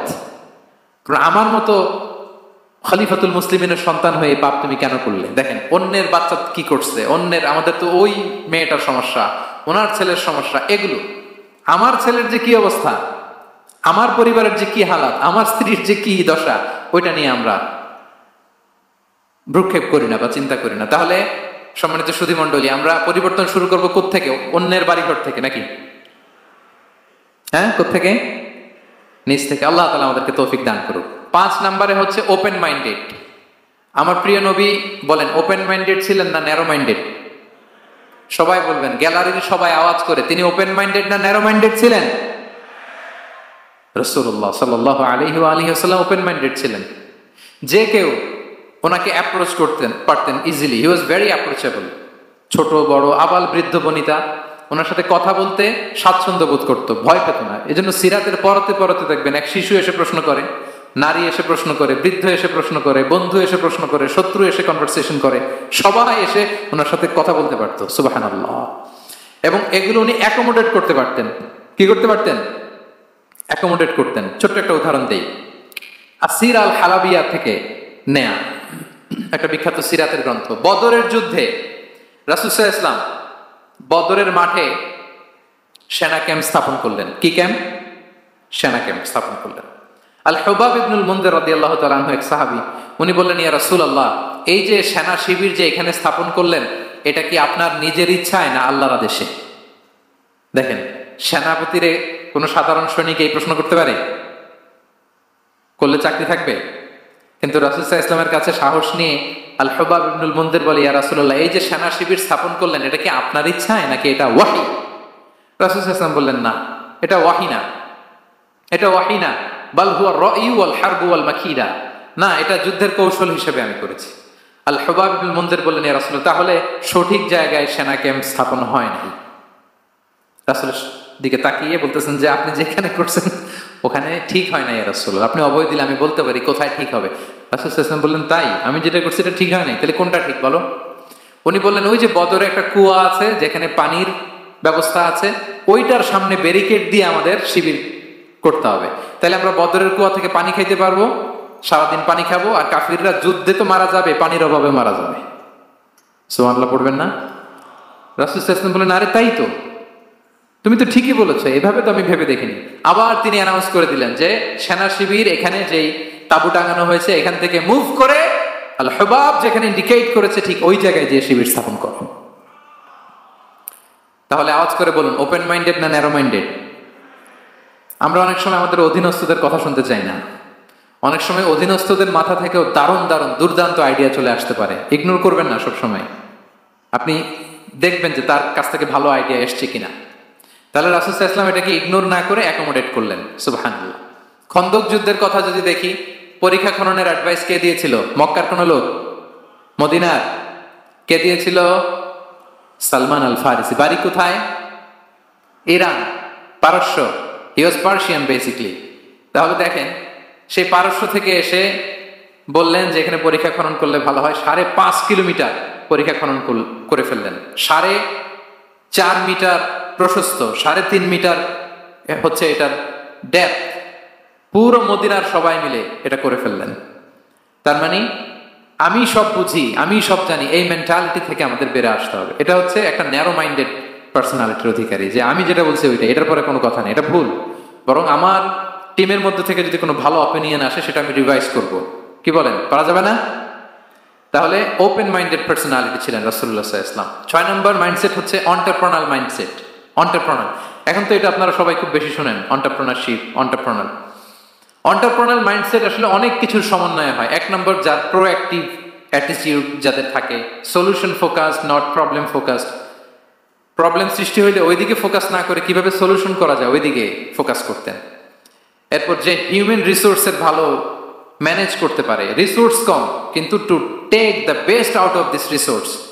অনেকে দেখবেন যে ছোট্ট জিনিসকে অর্গানাইজ করে এত সুন্দর প্রেজেন্টেশন করে, আবার অনেকের অনেক আছে কিন্তু সেটাকে প্রেজেন্ট করতে পারে না, এরকম আছে না? নাই? রাসূল সাল্লাল্লাহু আলাইহি ওয়াসাল্লাম অল্প রিসোর্স দিয়ে অনেক বড় কিছু অ্যারেঞ্জ করতে পারতেন। সুবহানাল্লাহ। এবং he was a very good talent hunter. রাসূল সাল্লাল্লাহু আলাইহি ওয়াসাল্লাম একজন চৌকস ট্যালেন্ট হান্টার ছিলেন। He was a very good observer. সাহাবীদের কার কি ট্যালেন্ট এটা তিনি নোট করতেন।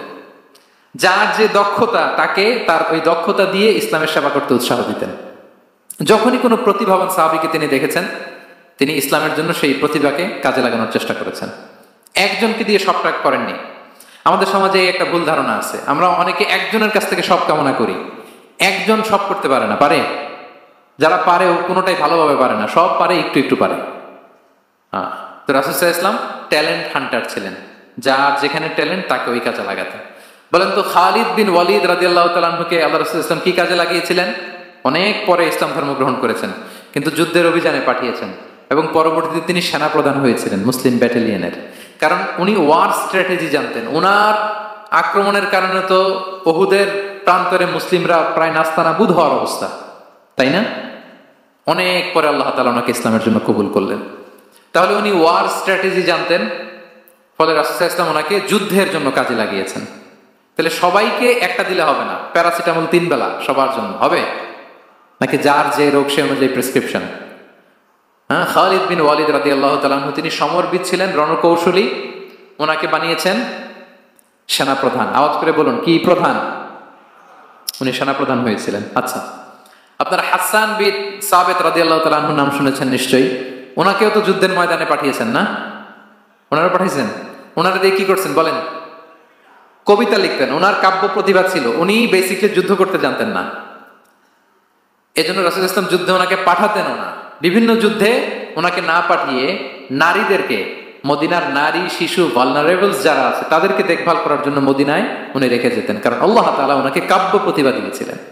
ওনার এক এক কবিতা পড়লে গায়ের লোম খাড়া হয়ে যায়। You will have goosebumps, literally আপনার গায়ের পশম দাঁড়িয়ে যাবে। এবং উনি ওনার কবিতা দিয়ে মুসলিমদেরকে, সাহাবীদেরকে উজ্জীবিত করতেন। মসজিদে নববীতে আল্লাহ রাসূল সাল্লাল্লাহু আলাইহি ওয়াসাল্লাম ওনার মিম্বারের পাশে শুধু হাসান বিন সাবিত রাদিয়াল্লাহু তাআলা আনহুর জন্য আলাদা একটা মিম্বার বানিয়েছিলেন, যে হাসান তুমি ওখানে উঠে কবিতা লিখে আমার সাহাবাদেরকে উজ্জীবিত করবে জিহাদের জন্য। আল্লাহু আকবার। তাহলে একজনকে সেনাপ্রধান, আরেকজনকে জাতীয় কবি, আরেকজনকে হাসান বিন সাবিত রাদিয়াল্লাহু তাআলা আনহু কি বানালেন? জাতীয় কবি বানালেন। আচ্ছা, হুযায়ফা ইবনে ইয়ামান রাদিয়াল্লাহু তাআলা আনহু, ওনার ছিল ডিটেকটিভ মাইন্ড, এজন্য ওনাকে রাসূল সাল্লাল্লাহু আলাইহি ওয়াসাল্লাম মদিনার গোয়েন্দা বিভাগের প্রধান বানিয়েছেন, head of detective division. Huzaifa ibn Yaman ছিলেন মদিনার কি? হেড অফ ইন্টেলিজেন্স, গোয়েন্দা বিভাগের প্রধান। মুআয ইবনে জাবাল রাদিয়াল্লাহু তাআলা আনহু প্রশাসনিক কাজ খুব ভালো বুঝতেন। মদিনার সবচেয়ে বড় সিনিয়র আমলা ছিলেন মদিনা রাষ্ট্রের। মদিনা রাষ্ট্রের সবচেয়ে সিনিয়র আমলা মুআয ইবনে জাবাল রাদিয়াল্লাহু তাআলা আনহুকে রাসূল সাল্লাল্লাহু আলাইহি ওয়াসাল্লাম কবিতা লেখার দায়িত্বও দেন নাই, গোয়েন্দাগিরি করতে দেন নাই, ওনাকে ইয়ামানের গভর্নর করে পাঠিয়েছেন। সুবহানাল্লাহ। তাহলে যার যে যোগ্যতা তাকে সেই জায়গায় কাজে লাগানো, এটাকে বলে এন্টারপ্রেনাল মাইন্ডসেট। এটা কি বলে? এন্টারপ্রেনাল মাইন্ডসেট। আল্লাহ হাফিজ ইসলামের এই মাইন্ডসেট ছিল। 7 নম্বর মাইন্ডসেট হচ্ছে কনসিডারেট মাইন্ডসেট।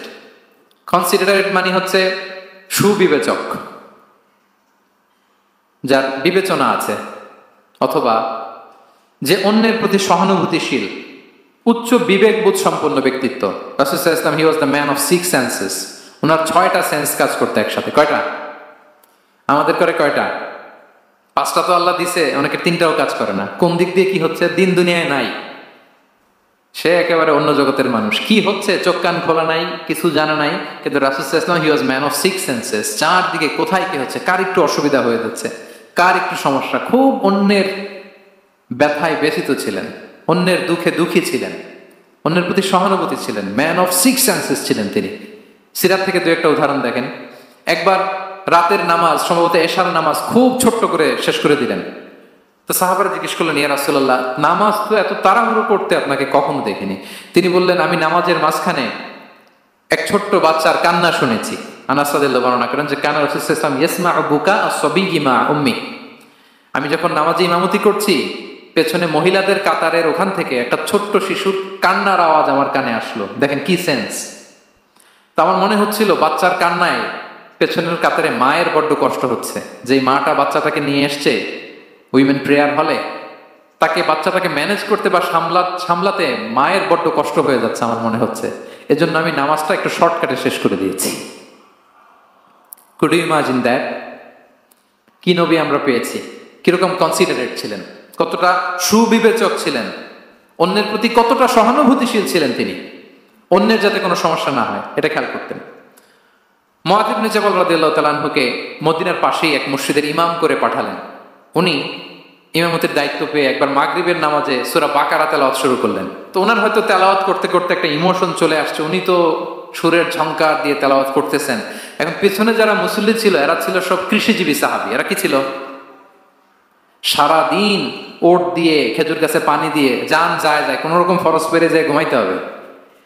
এই সাহাবীরা যখন পিছনে দাঁড়াইছে আর উনি ধরছে কোন সূরা? সূরাতুল বাকারা। এখন ওনারা তো আর থাকতে পারে না, ওনার সাথে থাকতে না পারে এক সাহাবী নামাজ রেখে দিয়ে ডাইরেক্ট রাসূল সাল্লাল্লাহু আলাইহি ওয়াসাল্লামের কাছে, কারণ বড় হুজুর তো আছে মদিনায়। যে বিচার দিছে ইয়া রাসূলুল্লাহ, দেখেন এমন একজনকে ইমাম করে অ্যাসাইন করেছেন, উনি মাগরিবের সালাতে সূরা বাকারা পড়ে, আর আমরা হচ্ছি কৃষিজীবী শ্রমজীবী সাহাবী, আমাদের তো এত বড় কেরাতের সাথে জয়েন করা সম্ভব না। রাসূল সাল্লাল্লাহু আলাইহি ওয়াসাল্লাম রেগে গেলেন, চেহারাটা আগুনের গোলার মতো লাল হয়ে গেল। মুআয ইবনে জাবাল রাদিয়াল্লাহু তাআলা আনহুকে ডেকে পাঠালেন, ডেকে বললেন, আফাচ্চান আনতা ইয়া মুআয, আফাচ্চান, তুমি কি ফিতনা সৃষ্টি করতেছো? ওখানে পাঠাইছি কমিউনিটির ইউনিটি ধরে রাখার জন্য, তুমি ওখানে যে ফিতনা সৃষ্টি করতেছো। তুমি কি সাব্বিহ ইসমা রাব্বিকাল আ'লা এই সূরা তোমার মুখস্থ নাই? ওয়াদ-দুহা ওয়াল-লাইলি ইযা সাজা এটা পারো না? ওয়াশ-শামসি ওয়া দুহাহা এটা মুখস্থ নাই? তো তুমি কেন এই সূরাগুলো দিয়ে নামাজ পড়াও না? কেন পড়াও না? এরপর তিনি বললেন, যখন ইমামতির সুযোগ পাবে, সুযোগ পেয়ে লম্বা কেরাত ধরো না, ছোট্ট কেরাত দিয়ে নামাজ শেষ করো। কেননা তোমার পেছনে বয়স্করা আছে, মুরব্বীরা আছে, অসুস্থরা আছে। জাল হাজা তার একটা জরুরি কাজ করছিল, যাচ্ছিল, হঠাৎ মাগরিবের আজান, ভাবলো রাস্তার পাশে যেহেতু আজান দিছে নামাজটা পড়ে নিয়ে, নামাজে ঢুকে দেখছে আপনি সূরা বাকারা ধরছেন, তো বেচারা কি কাজ করবে না কি করবে? আর তার তো নিয়ত ছিল ফরজ নামাজটা পড়ি যে বাস ধরবো, এখন আপনি ধরছেন কোন সূরা? বাকারা। দেখেন রাসূল সাল্লাল্লাহু আলাইহি ওয়াসাল্লাম বললেন, যখন ইমামতির চান্স পাবে ছোট সূরা পড়বে, আর যখন তুমি একা পড়বে ফালিউতাবিল বাশা, যত লম্বা করতে মনে চায় করো, রুকু করো লম্বা, সিজদা করো লম্বা, কেরাত করো লম্বা। রাসূল সাল্লাল্লাহু আলাইহি ওয়াসাল্লাম তো রাতে আধা ঘন্টা 40 মিনিট প্রথম রাকাতে কেরাত পড়তেন, এরপরে আবার 40 মিনিট রুকুতে থাকতেন, রুকু থেকে দাঁড়ায় আবার 40 মিনিট, আবার সিজদায় যেয়ে 40 মিনিট, এরপরে সিজদা থেকে 2 সিজদার মাঝখানে আবার 40 মিনিট, 2 রাকাত দিয়ে এরকম রাতও শেষ করে দিছে। তো আপনার লম্বা যদি পড়তে মনে চায়, আপনি তো আপনার ব্যক্তিগত নফল সালাতে এইভাবে লম্বা করবেন। কিন্তু আমাদের হয়ে গেছে উল্টা, একাকী নামাজ কোন রকম রুকু সিজদা এরকম হয়ে গেছে না অনেকটা। কিন্তু ইমামতির সুযোগ পেলে মাশাআল্লাহ আল্লাহু আকবার এইবার শুরু হয়েছে শাইখ সুদাইসির কণ্ঠে এই লম্বা করে। এখন পেছনে মুসল্লিদের কি দশা ওইটা আর আমরা খেয়াল করি না। আমাদেরকে অন্যের প্রতি সহানুভূতিশীল হতে শিখিয়েছে ইসলাম, কনসিডারেট হতে শিখিয়েছে, সুবিবেচক হতে শিখিয়েছে, যেটা রাসূল সাল্লাল্লাহু আলাইহি ওয়াসাল্লাম করেছেন।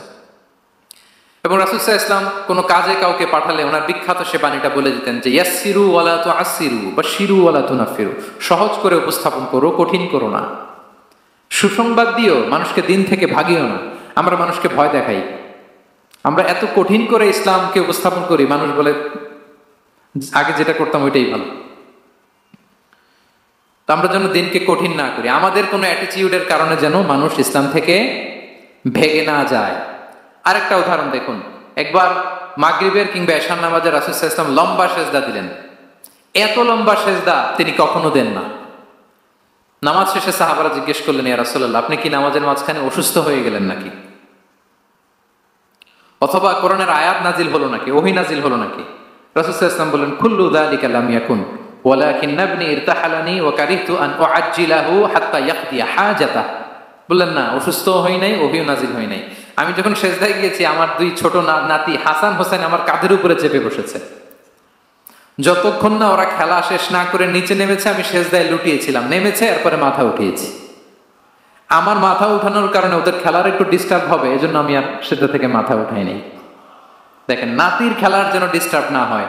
পেছনের মহিলা সারির এক বোনের নামাজের সমস্যা হচ্ছে, এগুলো উনি খেয়াল করতেন, ছোট্ট ছোট্ট বিষয়গুলো উনি খেয়াল করতেন। এটাকে বলে কনসিডারেট মাইন্ডসেট। কি বলে? তাহলে আমরা অন্যের প্রতি যেন সহানুভূতিশীল হই, নাকি শুধু নিজেরটাই দেখবো? অন্যেরটা দেখার দরকার আছে না নাই বলেন? 8 নাম্বার হচ্ছে ট্রান্সপারেন্সি। ট্রান্সপারেন্সি মানে হচ্ছে স্বচ্ছতা। ওনার জীবনের চাইতে, ওনার বায়োগ্রাফির চাইতে স্বচ্ছ বায়োগ্রাফি আপনি পাবেন না। No public and private divideation. And in the long history of time, No one's life has been recorded more transparently than the life of Prophet Muhammad sallallahu alaihi wasallam. রাসূল সাল্লাল্লাহু আলাইহি ওয়াসাল্লামের চেয়ে বেশি পৃথিবীতে এমন সেকেন্ড কোনো পার্সন আপনি দেখাতে পারবেন না যার জীবনে সবকিছু রেকর্ডেড। সবকিছু রেকর্ডেড। এরকম আছে? ঘরে কি করেছেন, বাইরে কি করেছেন, স্ত্রীর সাথে কি করেছেন, বন্ধুর সাথে কি করেছেন, সাহাবাদের সাথে কি করেছেন, শত্রুর সাথে কি করেছেন, অল আর রেকর্ডেড। সব এন্ড ক্রিস্টাল ক্লিয়ার, একেবারে স্বচ্ছ পানির মতো, স্ফটিক কাচের মতো ক্লিয়ার, ট্রান্সপারেন্ট। ওনার সব কাজে উনি স্বচ্ছতা বজায় রাখতে চাইতেন। কতটা স্বচ্ছ ছিলেন একটা মজার ঘটনা শোনায় আপনাদেরকে। সহিহ বুখারীতে এসেছে, রমাদানের শেষ 10 দিন, দ্য লাস্ট 10 days অফ রমাদানে তিনি ইতিকাফ করতেন। তো ইতিকাফ অবস্থায় স্ত্রীরা এসে রাতে দেখা করে যেত, জরুরি কথা আলাপ থাকলে সেরে যেত। একবার রাতে সফিয়া বিনতে হুয়াই ইবনে আখতাব রাদিয়াল্লাহু তাআলা আনহা আসলেন, ওনার স্ত্রী। কথা হলো, এবার ওনাকে একটু এগিয়ে দিবেন। মসজিদ থেকে রাসূল ইসলাম বারান্দার দিকে পাশ দিয়ে আসলেন, এগিয়ে দেওয়ার জন্য। ইন দ্য মিন টাইম হঠাৎ দুইজন আনসারী সাহাবী পাশ দিয়ে হেঁটে যাচ্ছেন। রাসূল সাল্লাল্লাহু আলাইহি ওয়াসাল্লাম আম্মাজানকে বিদায় দিবেন এখানে। হঠাৎ করে তিনি আওয়াজ করে বললেন, আলা রিসলিকুমা, এই দাঁড়াও। ওই সাহাবী দুইজন রাসূল সাল্লাল্লাহু আলাইহি ওয়াসাল্লামের সাথে কে এটা টের পায় নাই, বুঝতে পারে নাই। বোরকায় আবৃত কোন এক নারী দেখে রাসূল আর ওই নারীকে দেখে তারা আরো দ্রুত গতিতে হাঁটতে শুরু করে দিচ্ছে, আমরা চলে যাই এখান থেকে। দেখেন রাসূল সাল্লাল্লাহু আলাইহি ওয়াসাল্লাম নিজের অবস্থানকে ট্রান্সপারেন্ট করার জন্য বললেন, আলা রিসলিকুমা, দাঁড়াও। দাঁড়ালেন। তখন রাসূল সাল্লাল্লাহু আলাইহি ওয়াসাল্লাম বললেন যে, ইন্নাহা উম্মুকুম সফিয়া, আমার পাশে যাকে দেখতে পাচ্ছ বলে দেয়া ভালো যে সে কিন্তু অন্য কোনো নারী নয়, সে তোমাদের মা উম্মুল মুমিনিন সফিয়া। সাহাবারা বলে, সুবহানাল্লাহ ইয়া রাসূলুল্লাহ, ইয়া রাসূলুল্লাহ, এ কেমন কথা? আপনি কেন আমাদের কাছে জবাবদিহি করতে যাচ্ছেন বা ক্লারিফাই করছেন? আপনার পাশে কোনো নারী এত রাতে যদি দাঁড়িয়ে থাকে, তিনি তো আমাদের মাদের মধ্যে থেকেই তো একজন হবেন, কেন আপনি বলতেছেন? তখন রাসূল সাল্লাল্লাহু আলাইহি ওয়াসাল্লাম বললেন যে, না, ইন্না শাইতানা ইয়াজরি মিনাল ইনসানি মাজরাদ দাম, শয়তান মানুষের রগে রগে চলাচল করে। ওয়া ইন্নী খাশিতু আইয়ুকযিফা ফি কুলুবিকুমা শাররান, আরেক বর্ণনায় আছে শাইআন, আমার ভয় হয় হয়তো শয়তান কোনো সন্দেহের উদ্রেক তোমাদের হৃদয়ে ঢুকাই দিতে পারে। সুবহানাল্লাহ। এজন্য আমি ক্লিয়ার করে দিলাম, এটা আমার বউ, আমার স্ত্রী, তোমাদের মা সফিয়া। দুজন সাহাবী যদি চলে যায়, এমন হতেই পারতো বাড়িতে যে একজন আরেকজনকে জিজ্ঞেস করতে পারতো যে, আচ্ছা নবীর পাশে যে কালো বোরকা পরা মহিলাটা ছিল দেখছো না, এটা কে? তখন একজন হয়তো বলতো, কে আর হবে, আমাদের মাই তো হবে, কোনো এক মা। আরেকজন বলবে, আমাদের উম্মুল মুমিনিনের কেউ ছিল নাকি অন্য কেউ? এরকম একটা হুট করে সন্দেহের উদ্রেক মাথায় আসতে পারে না যে ওনার স্ত্রী ছিল না অন্য কেউ ছিল? আসতে পারে কি পারে না বলেন? ওই সন্দেহের অবকাশটুকু রাসূল সাল্লাল্লাহু আলাইহি ওয়াসাল্লাম রাখেন নাই। উনি বলে দিলেন যে এটা তোমাদের মা, এটা সফিয়া। এই সন্দেহের অবকাশের কোনো সুযোগ নাই। তাহলে রাসূল সাল্লাল্লাহু আলাইহি ওয়াসাল্লামের পুরো লাইফ ছিল ট্রান্সপারেন্ট, একেবারে স্বচ্ছ। তাহলে রাসূল সাল্লাল্লাহু আলাইহি ওয়াসাল্লামের লাইফ তিনি কত স্বচ্ছতার সাথে কাটিয়েছেন, এটা ক্লিয়ার না আমাদের সাথে? Transparent mindset. 9 নাম্বার হচ্ছে অ্যাপ্রিশিয়েটিভ, অর্থাৎ অন্যের প্রশংসা করা। আমরা অনেক সময় অন্য কেউ ভালো কাজ করলে অ্যাপ্রিশিয়েট করতে চাই না, আমরা গুণমুগ্ধ হই কিন্তু গুণগ্রাহী হতে চাই না, অন্যরে ক্রেডিট দিতে চাই না, তার ভালো কাজের স্বীকৃতি দিতে চাই না। হয়তো আমার দলের লোক না, বা আমার চিন্তার লোক না, বা আমার সার্কেলের লোক না, তার প্রশংসা করতে চাই না, তার গুণগ্রাহী হতে চাই না। এরকম মেন্টালিটি আমরা অনেকে ক্যারি করি না? রাসূল সাল্লাল্লাহু আলাইহি ওয়াসাল্লাম এটা করেন। ভালো কিছু দেখলে মুসলিম হোক অমুসলিম হোক অ্যাপ্রিশিয়েট করতেন। Basically he develop the culture of appreciation. এটা আমাদের করতে হবে। আপনার ছেলে ভালো কিছু করেছে, অ্যাপ্রিশিয়েট করেন, ও কনফিডেন্স ফিরে পাবে। আপনার স্ত্রী ভালো রান্না করেছে, অ্যাপ্রিশিয়েট করেন, সে আনন্দিত হবে। আপনার বন্ধু ভালো কিছু একটা করেছে, তাকে ইন্সপায়ার করেন, অ্যাপ্রিশিয়েট করেন। রাসূল সাল্লাল্লাহু আলাইহি ওয়াসাল্লাম একবার এক বৈঠকে 8 জন সাহাবীকে 8টা কমপ্লিমেন্ট দিয়েছেন, 8টা অ্যাপ্রিসিয়েশন দিয়েছেন। তিনি বলেছেন, আরহামু উম্মতি বি উম্মতি আবু বকর। দেখেন 8 জন সাহাবীর 8টা গুণের বর্ণনা দিচ্ছেন। তিনি বললেন, আমার উম্মতের মধ্যে সবচাইতে রহম দিলের সাহাবী হচ্ছে কে? আবু বকর রাদিয়াল্লাহু তাআলা। এত রহম দিলের ছিলেন, উনি যখন আল্লাহ রাসূল সাল্লাল্লাহু আলাইহি ওয়াসাল্লামের ইন্তেকালের পরে মসজিদে নববীতে যখন নামাজে দাঁড়াতেন, কান্নার চোটে উনি কেরাতই পড়তে পারতেন না। কমপ্লেন করতো সাহাবারা যে আমরা তো কেরাত বুঝি না, একটু স্পষ্ট করে পড়েন, কান্না একটু থামান। কেন কাঁদতেন? কারণ উনি যখন নামাজে দাঁড়াতেন ওনার ফিলিংসটা হতো এরকম যে, কাইফা আকুমু মাকামা রাসূলিল্লাহ, আমি রাসূলের জায়গায় কিভাবে দাঁড়াই? এখানে তো আমার রাসূল দাঁড়িয়ে ইমামতি করেছেন, আমি নবীর জায়গায় দাঁড়িয়ে কিভাবে নামাজটা পড়াই? এই অনুভব থেকে উনি যে কাঁদতে শুরু করতেন, এই কান্নার ধাক্কায় উনি আর তেলাওয়াতই আগাতে পারতেন না। আরহামু উম্মতি বি উম্মতি আবু বকর। আমার উম্মতের মধ্যে সবচেয়ে রহম দিলের হচ্ছেন আবু বকর। ও আসাদ্দুহুম ফি আমরিল্লাহি উমর। দেখেন প্রশংসা করতেছেন। আর আমার উম্মতের মধ্যে আল্লাহর দিন বাস্তবায়নে সবচাইতে কঠোর হচ্ছে ওমর। মুনাফিকরা ওনাকে জমের মতো ভয় পেত, ইভেন শয়তান ভয় পেত। রাসূল সাল্লাল্লাহু আলাইহি ওয়াসাল্লাম বলেন, ওমর তুমি যদি এই রাস্তা দিয়ে হাঁটো, শয়তান যদি দেখতে পায়, শয়তান এই রাস্তা রেখে দিয়ে অন্য কোনো রাস্তা থাকলে ওইটা দিয়ে হাঁটে। সুবহানাল্লাহ। আমাদের অনেক সময় এমন হয় না যে আমাদের বাচ্চারা, ছেলে মেয়েরা খেতে চায় না, আমাদের নাতি নাতনিরা খেতে চায় না, মায়েরা খাবার নিয়ে পেছনে পেছনে ঘুরে, আর তখন ভয় দেখায়, এই রাত্রিবেলা তাড়াতাড়ি খাও, ওই যে বাঘ আসবে বাঘ, বিড়াল আসবে বিড়াল, তাড়াতাড়ি না খেলে কিন্তু ভূত আসবে ভূত। এরকম বলেন আপনারা? বলেন না? এ দায়িত্ব তো আপনাদের কাঁধে থাকে না? তো ওই যে আমাদের বোনরা বলতে পারবে, বোনরা খাবার নিয়ে ঠিকই রাত্রিবেলায় বাচ্চাদের পিছনে পিছনে এরকম দৌড়াতে হয়। তো কি বলতে হয় যে এই ভূত আসলো ভূত, ওই যে বিড়াল আসলো বিড়াল, কুকুর আসলো, এইগুলো বললে বাচ্চারা আবার ভয় পায়, তাড়াতাড়ি করে খায়। তো মদিনাতেও মদিনার বাচ্চারা খেতে চাইতো না। তো খেতে না চাইলে মায়েরা ভূত আসতেছে, ভাল্লুক আসতেছে, এগুলো না বলে বলতো, হা হুয়া ইয়াতি উমর, ইয়াতি উমর, তাড়াতাড়ি খাও তাড়াতাড়ি খাও, ওই যে ওমর আসতেছে ওমর। সুবহানাল্লাহি বিহামদি ওয়া আশাদ্দুহুম ফি আমরিল্লাহি উমর। আল্লাহর দিন বাস্তবায়নে সবচেয়ে কঠোর ছিলেন ওমর রাদিয়াল্লাহু তাআলা আনহু। ওয়া আসদাকুহুম হায়াআন উসমান, সবচেয়ে লাজুক সাহাবী ছিলেন উসমান রাদিয়াল্লাহু তাআলা। শুধু অর্থ বলে যাই। ওয়া আকরাউহুম লিকিতাবিল্লাহি উবাই ইবনে কাব, সবচেয়ে কোরআনের ভালো কিরাত পড়তে পারতেন উবাই ইবনে কাব। আফরাদুহুম যায়েদ ইবনে সাবিত, উত্তরাধিকার বন্টনের নীতিমালা ফারায়েজের জ্ঞান ছিল যায়েদ ইবনে সাবিত রাদিয়াল্লাহু তাআলা। ওয়া আ'লামুহুম বিল হালাল ওয়াল হারামি মুআয ইবনে জাবাল, এই উম্মতের হালাল হারামের স্পেশালিস্ট সাহাবী হচ্ছেন মুআয ইবনে জাবাল।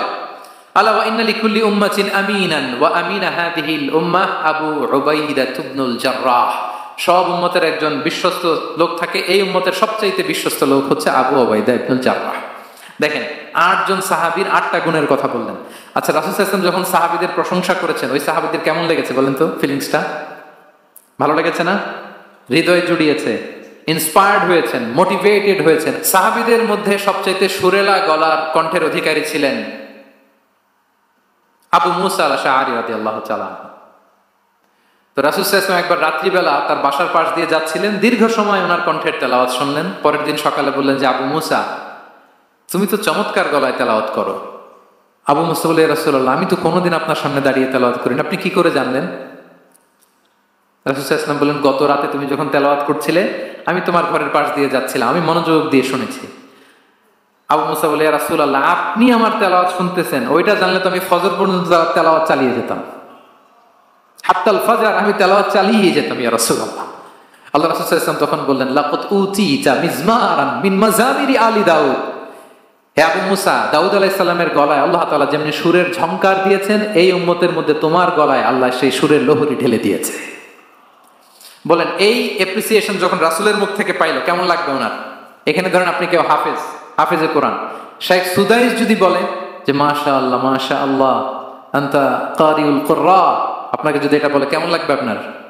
হ্যাঁ, সারা দুনিয়া তো এটা বলে বেড়াবেন যে শাইখ সুদাইস আমার রেসিটেশনের প্রশংসা করেছে, খাবার ইমাম আমার প্রশংসা অ্যাপ্রিসিয়েট করেছে। আর স্বয়ং রাসূলুল্লাহ সাল্লাল্লাহু আলাইহি ওয়াসাল্লাম যখন বলে তোমার গলায় আল্লাহ সুরের ঝংকার ঢেলে দিয়েছে, তখন ওনার কেমন লেগেছে? এজন্য আপনার ছেলে মেয়ে, স্ত্রী, বন্ধু, আপনার সার্কেলের কেউ কোনো ভালো কাজ করলে কৃপণতা করবেন না, অ্যাপ্রিসিয়েট করুন। রাসূল সাল্লাল্লাহু আলাইহি ওয়াসাল্লাম অ্যাপ্রিসিয়েশন আমাদেরকে শিখিয়েছেন। ইভেন মুখাইরিক নামে এক ইহুদি ছিল, মদিনার সব ইহুদিরা বিট্রে করেছে, কিন্তু এই মুখাইরিক নামে এক ইহুদি উহুদের যুদ্ধে মুসলিমদের পক্ষে লড়াই করে নিহত হয়েছে। সে তার কথা রেখেছে। মুসলিম সাহাবীদের শহীদদের লাশের সাথে যখন এই ইহুদি তার লাশও আনা হলো, রাসূল সাল্লাল্লাহু আলাইহি ওয়াসাল্লাম তার দিকে তাকায় বললেন, মুখাইরিক খায়রু ইয়াহুদ, Mukhayriq is the best among Jewish. তিনি বললেন, মুখাইরিক, এই পৃথিবীতে যত ইহুদি আছে এখানকার ইহুদিদের মধ্যে মুখাইরিক হচ্ছে সবচেয়ে শ্রেষ্ঠ ইহুদি। দেখেন, মুখাইরিক কোন ধর্মের ছিলেন? মুসলিম নাকি? কোন ধর্মের? ইহুদি হওয়ার পরেও তাকে অ্যাপ্রিসিয়েশন করতে রাসূল সাল্লাল্লাহু আলাইহি ওয়াসাল্লাম ভুলেন নাই। তাহলে আমরা যেন অ্যাপ্রিসিয়েটিভ মাইন্ডসেটের অধিকারী হই। 10 নম্বরে হচ্ছে ফ্লেক্সিবল, মানে কোনো বিষয়ে খুব অনড় হয়ে থাকা, এটা রাসূল সাল্লাল্লাহু আলাইহি ওয়াসাল্লাম ছিলেন না, ফ্লেক্সিবল ছিলেন। আমরা অনেক সময় বলি না যে ভাই আপনি কি 9টায় আসতে পারবেন না 10টায়? বলে আমি ফ্লেক্সিবল উইথ দিস, মানে যেটা বলবেন আমার সমস্যা, এরকম ইজি গোয়িং ছিলেন উনি, গো ধরে থাকতেন না, যে কোনো পরিস্থিতিকে সামনে নিতেন। ফ্লেক্সিবল হচ্ছে যে কোনো পরিবেশ পরিস্থিতির সাথে নিজেকে মানিয়ে নেওয়া, খাপ খাওয়া, নিজেকে সামলে নেওয়া, সলিউশন বের করে ফেলা, এটা রাসূল সাল্লাল্লাহু আলাইহি ওয়াসাল্লামের ছিল, এটাকে বলে ফ্লেক্সিবল মাইন্ডসেট। নাজরানের 60 জন খ্রিস্টান পাদ্রী এসেছিল মদিনায় দেখা করতে। এখন এত মানুষকে সম্মানিত মেহমান কোনি কোথায় বসতে দিবেন, পরামর্শ করলেন কোথায় বসতে দেওয়া যায়। এক সাহাবী বলে, আমার কাছে কিছু খেজুর পাতা আছে, ওটা বিছায়া একটা জায়গা করে ওখানে বসি। রাসূল ইসলাম বললেন, না, দামি মেহমান, এটা হয়। আরেকজন বলে, বিকেল বেলায় তো সূর্য পড়ে যাবে, পাহাড়ের ছায়ায় উহুদ পাহাড়ের পাশে যেয়ে বসি। রাসূল ইসলাম বললেন, না, এটাও তো হয় না। বলতে বলতে ওই 60 জন পাদ্রী চলেই আসছেন এই মানে বিদেশি মেহমান, ফরেন ডেলিগেশন। কি করবেন? রাসূল ইসলাম 60 জনকে মসজিদে নববীর ভেতরে নিয়ে বসালেন, মসজিদে নববীর ভেতরে বসালেন। এবং সিরাত ইবনে ইসহাকে এসেছে যে তখন ওদের আবার ইবাদতের সময় হয়েছে। রাসূল ইসলাম তাদেরকে ইবাদতেরও সুযোগ দিয়েছেন। তাদের কিবলা পূর্ব দিকে, তারা পূর্ব দিকে হয়ে 60 জন ওখানে ইবাদত করেছে, তাদের ধর্ম রীতি অনুযায়ী সালাত আদায় করেছে। দেখেন কতটা ফ্লেক্সিবল ছিলেন রাসূল সাল্লাল্লাহু আলাইহি ওয়াসাল্লাম। ফজরের সালাতের পরে ঘরে ঢুকেই আম্মা জান আয়েশাকে জিজ্ঞেস করতেন, কোনো খাবার আছে?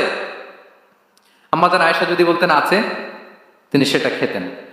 কোনোদিন যদি বলতেন না ইয়া রাসূলুল্লাহ, ঘরে তো খাবার নাই, তখন রাসূল সাল্লাল্লাহু আলাইহি ওয়াসাল্লাম বলতেন ফা ইন্নী সাইম, অসুবিধা নাই, খাবার যেহেতু নাই আমি রোজা রেখে দিলাম। কত ইজি গোয়িং। আচ্ছা, আমরা হলে কি করতাম বলেন তো? ফজরের পরে ঘরে গেছেন, আপনি বড় সাহেব না, এবার যাওয়ার পরে জিজ্ঞেস করছেন কি আছে, খাবার দাও। যদি বলে ঘরে কিছু নাই, কি বলবেন দেখি? কয়েকটা উত্তর আসুক। হ্যাঁ, খবর আছে? এই তো যদি আমরা আলহামদুলিল্লাহ বলি, that is called easy going and flexible mindset. এটাই হওয়া উচিত। খাবার থাকলে খেতেন, না থাকলে বলতেন okay I am fasting, it's not a big deal, ফা ইন্নী সাইম, যেহেতু নাই কি আর করবো, আমি রোজা রেখে দিলাম। এরকম ইজি গোয়িং ছিলেন। দেখেন, his life was so simple but so special. Muhammad সাল্লাল্লাহু আলাইহি ওয়াসাল্লাম তাহলে ফ্লেক্সিবল ছিলেন। 11 নাম্বার হচ্ছে অপটিমিস্টিক মাইন্ডসেটের অধিকারী ছিলেন। অপটিমিস্টিক, প্যাসিমিস্টিক ছিলেন না, মানে ইতিবাচক চিন্তা করতেন সবসময়। কি চিন্তা করতেন? আপনি আজকের এই হলরুমের কিছু ভুল ধরতে পারবেন না। যদি বলে যে কয়েকটা ভুল ধরেন, বলবেন যে এই সমস্যা, সাউন্ডের সমস্যা, ওইদিকে এটা নাই, ওইদিকে এটা নাই, এটা হচ্ছে ভুল। আপনি প্যাসিমিস্টিকটা ধরলেন। এবার যদি বলা হয় আজকের এই প্রোগ্রামের কয়েকটা পজিটিভ দিক বলেন, তখন আপনি কিন্তু কয়েকটা পয়েন্ট বের করতে পারবেন যে এটা ছিল একটা ইতিবাচক দিক, এই প্রোগ্রামের এটা ছিল একটা পজিটিভ দিক। তো রাসূল সাল্লাল্লাহু আলাইহি ওয়াসাল্লাম ওই পজিটিভ দিকগুলোতে ফোকাস করতেন। Come back positive, not go back negative. রাসূল সাল্লাল্লাহু আলাইহি ওয়াসাল্লামের কাছে এসে যদি কেউ বলতে, রাসূলুল্লাহ আমি খুব অসুস্থ, রাসূল সাল্লাল্লাহু আলাইহি ওয়াসাল্লাম বলতেন লা বাসা আলাইকা তুহুরুন ইনশাআল্লাহ।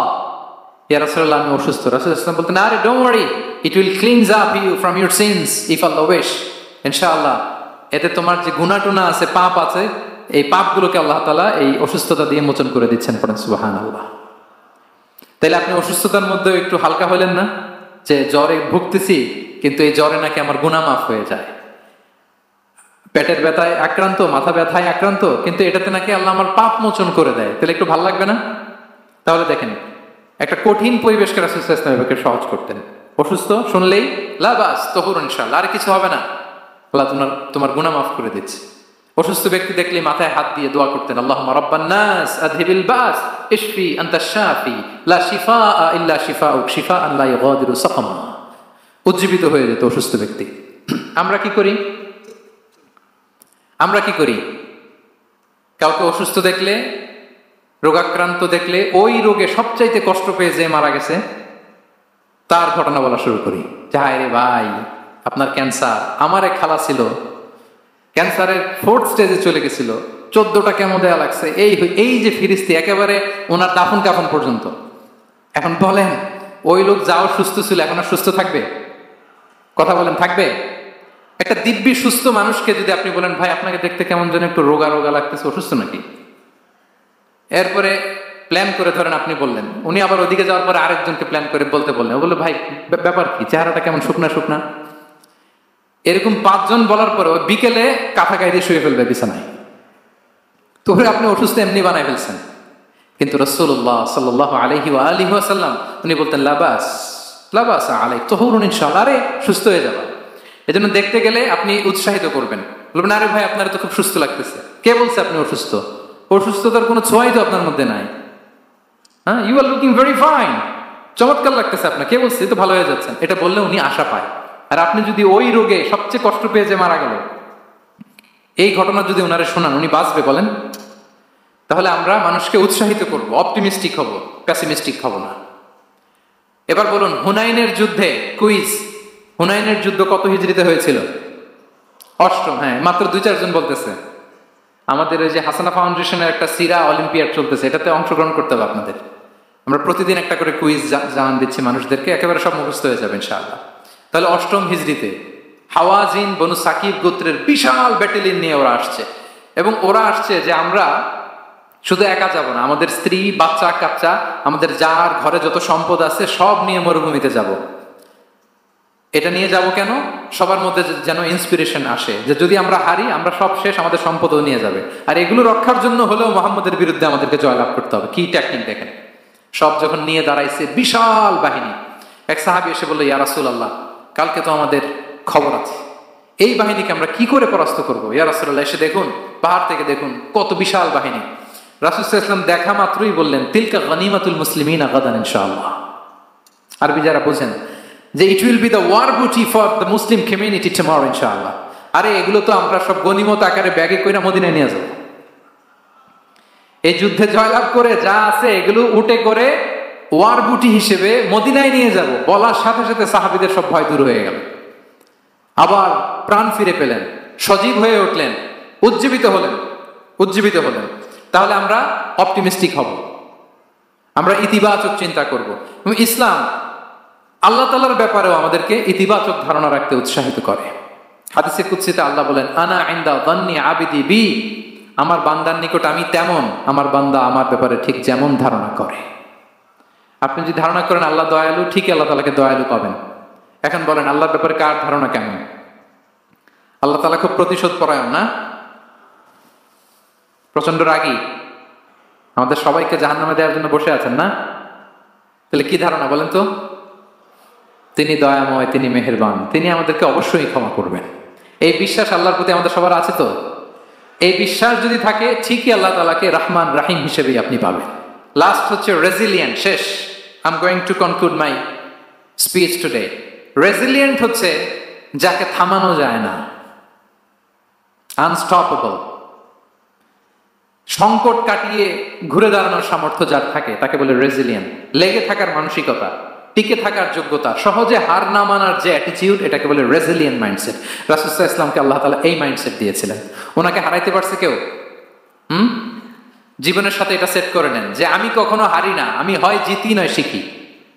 আমি কখনো হয় জিতি নয় শিখি। এই মাইন্ডসেট যদি গ্রো করেন, আপনার হারাইতে পারবে কেউ? পারবে না। রাসূল সাল্লাল্লাহু আলাইহি ওয়াসাল্লাম, he was unstoppable, having unbelievable সবর। ধৈর্যের পাহাড় নিয়ে, আনস্টপেবল অ্যাটিটিউড নিয়ে তিনি শুধু সামনে গিয়েছেন, পেছনে যান নাই কখনো। সীমাহীন কষ্ট আর সংগ্রামের মধ্য দিয়ে গিয়েছেন, থামাতে পারে নাই ওনাকে কেউ পারে নাই।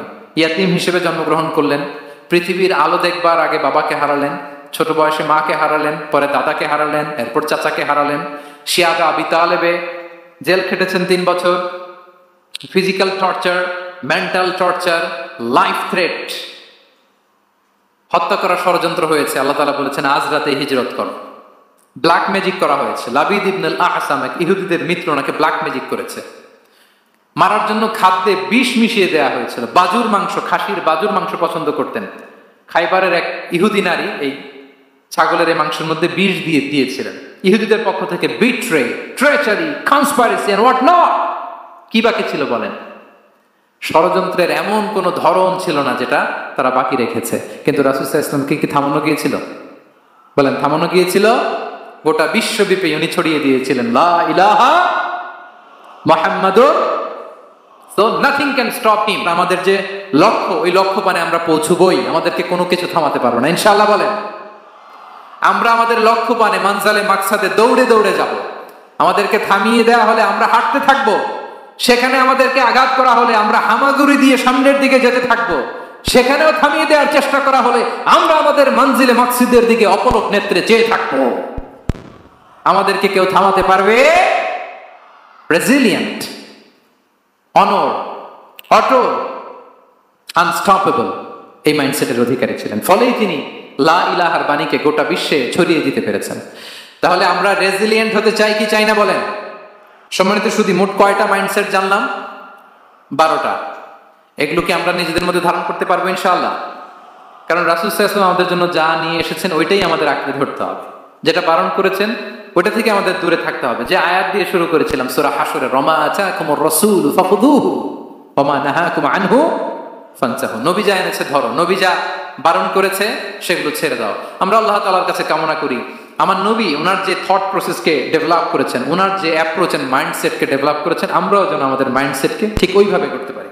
আমাদের রাসূল সাল্লাল্লাহু আলাইহি ওয়াসাল্লাম যেভাবে চিন্তা করতেন, আমাদের ভাবনা এবং চিন্তার আঙ্গিনাও যেন ঠিক সেই রকম হয়। আমরা সবাই পড়ি আমিন। তার মাইন্ডসেট হবে আমাদের মাইন্ডসেট। কি বলেন? পারা যাবে তো ইনশাআল্লাহ? তাহলে কয়টা মাইন্ডসেটের কথা বলেছি? 1 নম্বরে কি ছিল? God centric. 2 নম্বরে ভিশন ওরিয়েন্টেড। 3 নম্বরে উইজডম ড্রিভেন। 4 নম্বরে রিফর্ম সেন্ট্রিক। 5 নম্বর ওপেন মাইন্ডেড। 6 নম্বর এন্টারপ্রেনার। 7 নম্বর কনসিডারেট। 8 নম্বর ট্রান্সপারেন্ট। 9 নম্বর অ্যাপ্রিশিয়েটিভ। 10 নম্বর ফ্লেক্সিবল। 11 নম্বর অপটিমিস্টিক এবং 12 নম্বর রেজিলিয়েন্ট। এটা ছিল রাসূল সাল্লাল্লাহু আলাইহি ওয়াসাল্লামের মাইন্ডসেট। এই মাইন্ডসেট দিয়ে যদি আমরা আমাদের মাইন্ডসেটকে সাজাতে পারি, আমাদের সফলতা দুনিয়া এবং আখিরাতে কেউ ঠেকাতে পারবে। আল্লাহ তাআলা আমাদের সবাইকে কথাগুলো বোঝার ও আমল করার তৌফিক দান করুক। হাযা মা ইনদি ওয়াল ইলমু ইনদাল্লাহি আলাইহি তাওয়াক্কালতু ওয়া ইলাইহি উনীব। আসসালামু আলাইকুম ওয়া রাহমাতুল্লাহি তাআলা।